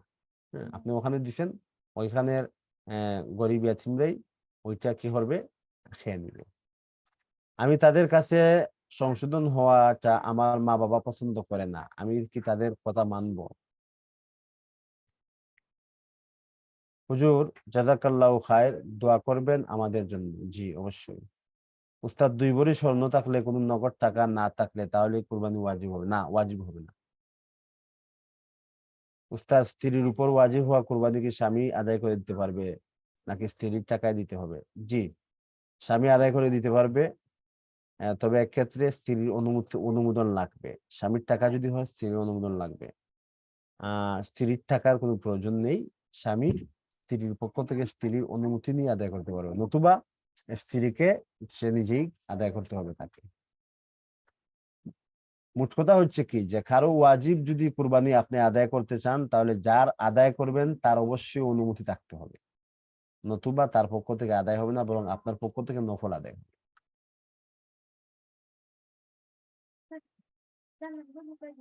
যাই হোক, যা কিছু আলোচনা হলো, আহ আল্লাহ সুবহানাহু ওয়া তাবারাকা ওয়া তাআলা আমাদের সবাইকে ওই সমস্ত দ্বীনি আলোচনা বুঝার, আমল করার আল্লাহ সুবহানাহু ওয়া তাবারাকা ওয়া তাআলা তৌফিক দান করুক। আহ ইনশাআল্লাহ আমাদের প্রত্যেক মাসের 1 তারিখে, 15 তারিখে এবং 30 তারিখে আমাদের এই ক্লাসটি হয়ে থাকে। উন্মুক্ত এই প্রশ্ন উত্তর এবং ফিক নিয়ে আলোচনা হয়ে থাকে এবং আইওমের ছাত্রছাত্রী এবং বাহির থেকেও জয়েন হতে পারেন। এটা মূলত উন্মুক্ত। সুতরাং ইনশাআল্লাহ আবার আমাদের এই মাজলিস অনুষ্ঠিত হবে, ফিকহের মাজলিস অনুষ্ঠিত হবে। যেহেতু এই বছর ঈদ সামনে, সেই জন্য 30 তারিখের বদলে আজকে হয়ে গেল, একটু পূর্বে হয়ে গেল। ইনশাআল্লাহ আগামী মাসের 15 তারিখে ইনশাআল্লাহ আবার আমাদের এই ক্লাস মাজলিস অনুষ্ঠিত হবে, ফিকহের ক্লাস অনুষ্ঠিত হবে, ফিক নিয়ে আলোচনা হবে। ইনশাআল্লাহ বা আপনারা সবাই উপস্থিত হওয়ার চেষ্টা করবেন এবং নিজেও উপস্থিত হবেন এবং আম আপনার পরিচিত বন্ধু-বান্ধব সবাইকে এখানে নিয়ে আসার চেষ্টা করবেন ইনশাআল্লাহ। আল্লাহ সুবহানাহু ওয়া তাআলা আমাদের সবাইকে ইনশাআল্লাহ আজকের এই আলোচনা থেকে উপকৃত হওয়ার তৌফিক দান করুন। জি, ইতিমধ্যে আরো ২-১টি প্রশ্ন চলে আসলো। উস্তাদ, স্বর্ণ কি প্রয়োজন অতিরিক্ত হতে হবে? না, স্বর্ণ শুধুমাত্র ৭.৫ ভরি হয়ে গেলেই হবে। কুরবানি ওয়াজিব হয়ে যাবে বা যাকাত ফরজ হয়ে যাবে। উস্তাদ দোয়া করবেন আমাদের সবার জন্য এবং আমাদের পরিবারের জন্য। জি, অবশ্যই। প্লিজ উস্তাদ উত্তরটা দিন দয়া করে। কোন উত্তর? কোন উত্তর? হুজুর, আরাফাতের দিনে রোজা কবে রাখবো? জি, আমাদের দেশে যখন ৯ তারিখ হবে তখনই আরাফাতে রোজা রাখবেন। আমাদের দেশে যখন ৯ তারিখ হবে তখনই রোজা রাখবেন। তাছাড়া বিশেষ যদি আপনাদের কোনো প্রয়োজন হয় তাহলে আমাদের আই ফতোয়া রয়েছে। আমাদের আই ফতোয়াতে প্রশ্ন করবেন। আই ফতোয়াতে দেখবেন মুফতি ইমদাদুল হক নামে একটি আইডি আছে। আমি উত্তর দিয়ে থাকি। আরো ৪ জন মুফতি রয়েছে, ৩ জন মুফতি রয়েছেন, তারাও উত্তর দেন। তো যেকোনো প্রয়োজনে আপনারা আই ফতোয়াতে প্রশ্ন করতে পারেন। আর ইনশাআল্লাহ প্রত্যেক মাসের 15 তারিখ এবং 30 তারিখে আমাদের এই ক্লাস অনুষ্ঠিত হয়। ইনশাআল্লাহ নিজেও উপস্থিত হবেন এবং বন্ধু-বান্ধব, আত্মীয়স্বজন সবাইকে নিয়ে আসার চেষ্টা করবেন। ইনশাআল্লাহ আজকের এই এই আলোচনা থেকে যদি আমাদের কারো যদি কোনো উপকার হয় তাহলে অবশ্যই এর সওয়াব আল্লাহ সুবহানাহু ওয়া তাআলা আপনাকে, আমাকে, আমাদের সবাইকে দান করবেন। আমরা যাদেরকে নিয়ে আসবো তার যদি কোনো উপকার হয় তাহলে এজন্য আপনিও সওয়াব পাবেন এবং আমিও সওয়াব পাবো। আল্লাহ সুবহানাহু ওয়া তাআলা আমাদের সবাইকে তৌফিক দান করুক। ওয়া আখিরু দাওয়ানা আলহামদুলিল্লাহি রাব্বিল আলামিন। আসসালামু আলাইকুম ওয়া রাহমাতুল্লাহি ওয়া বারাকাতুহু।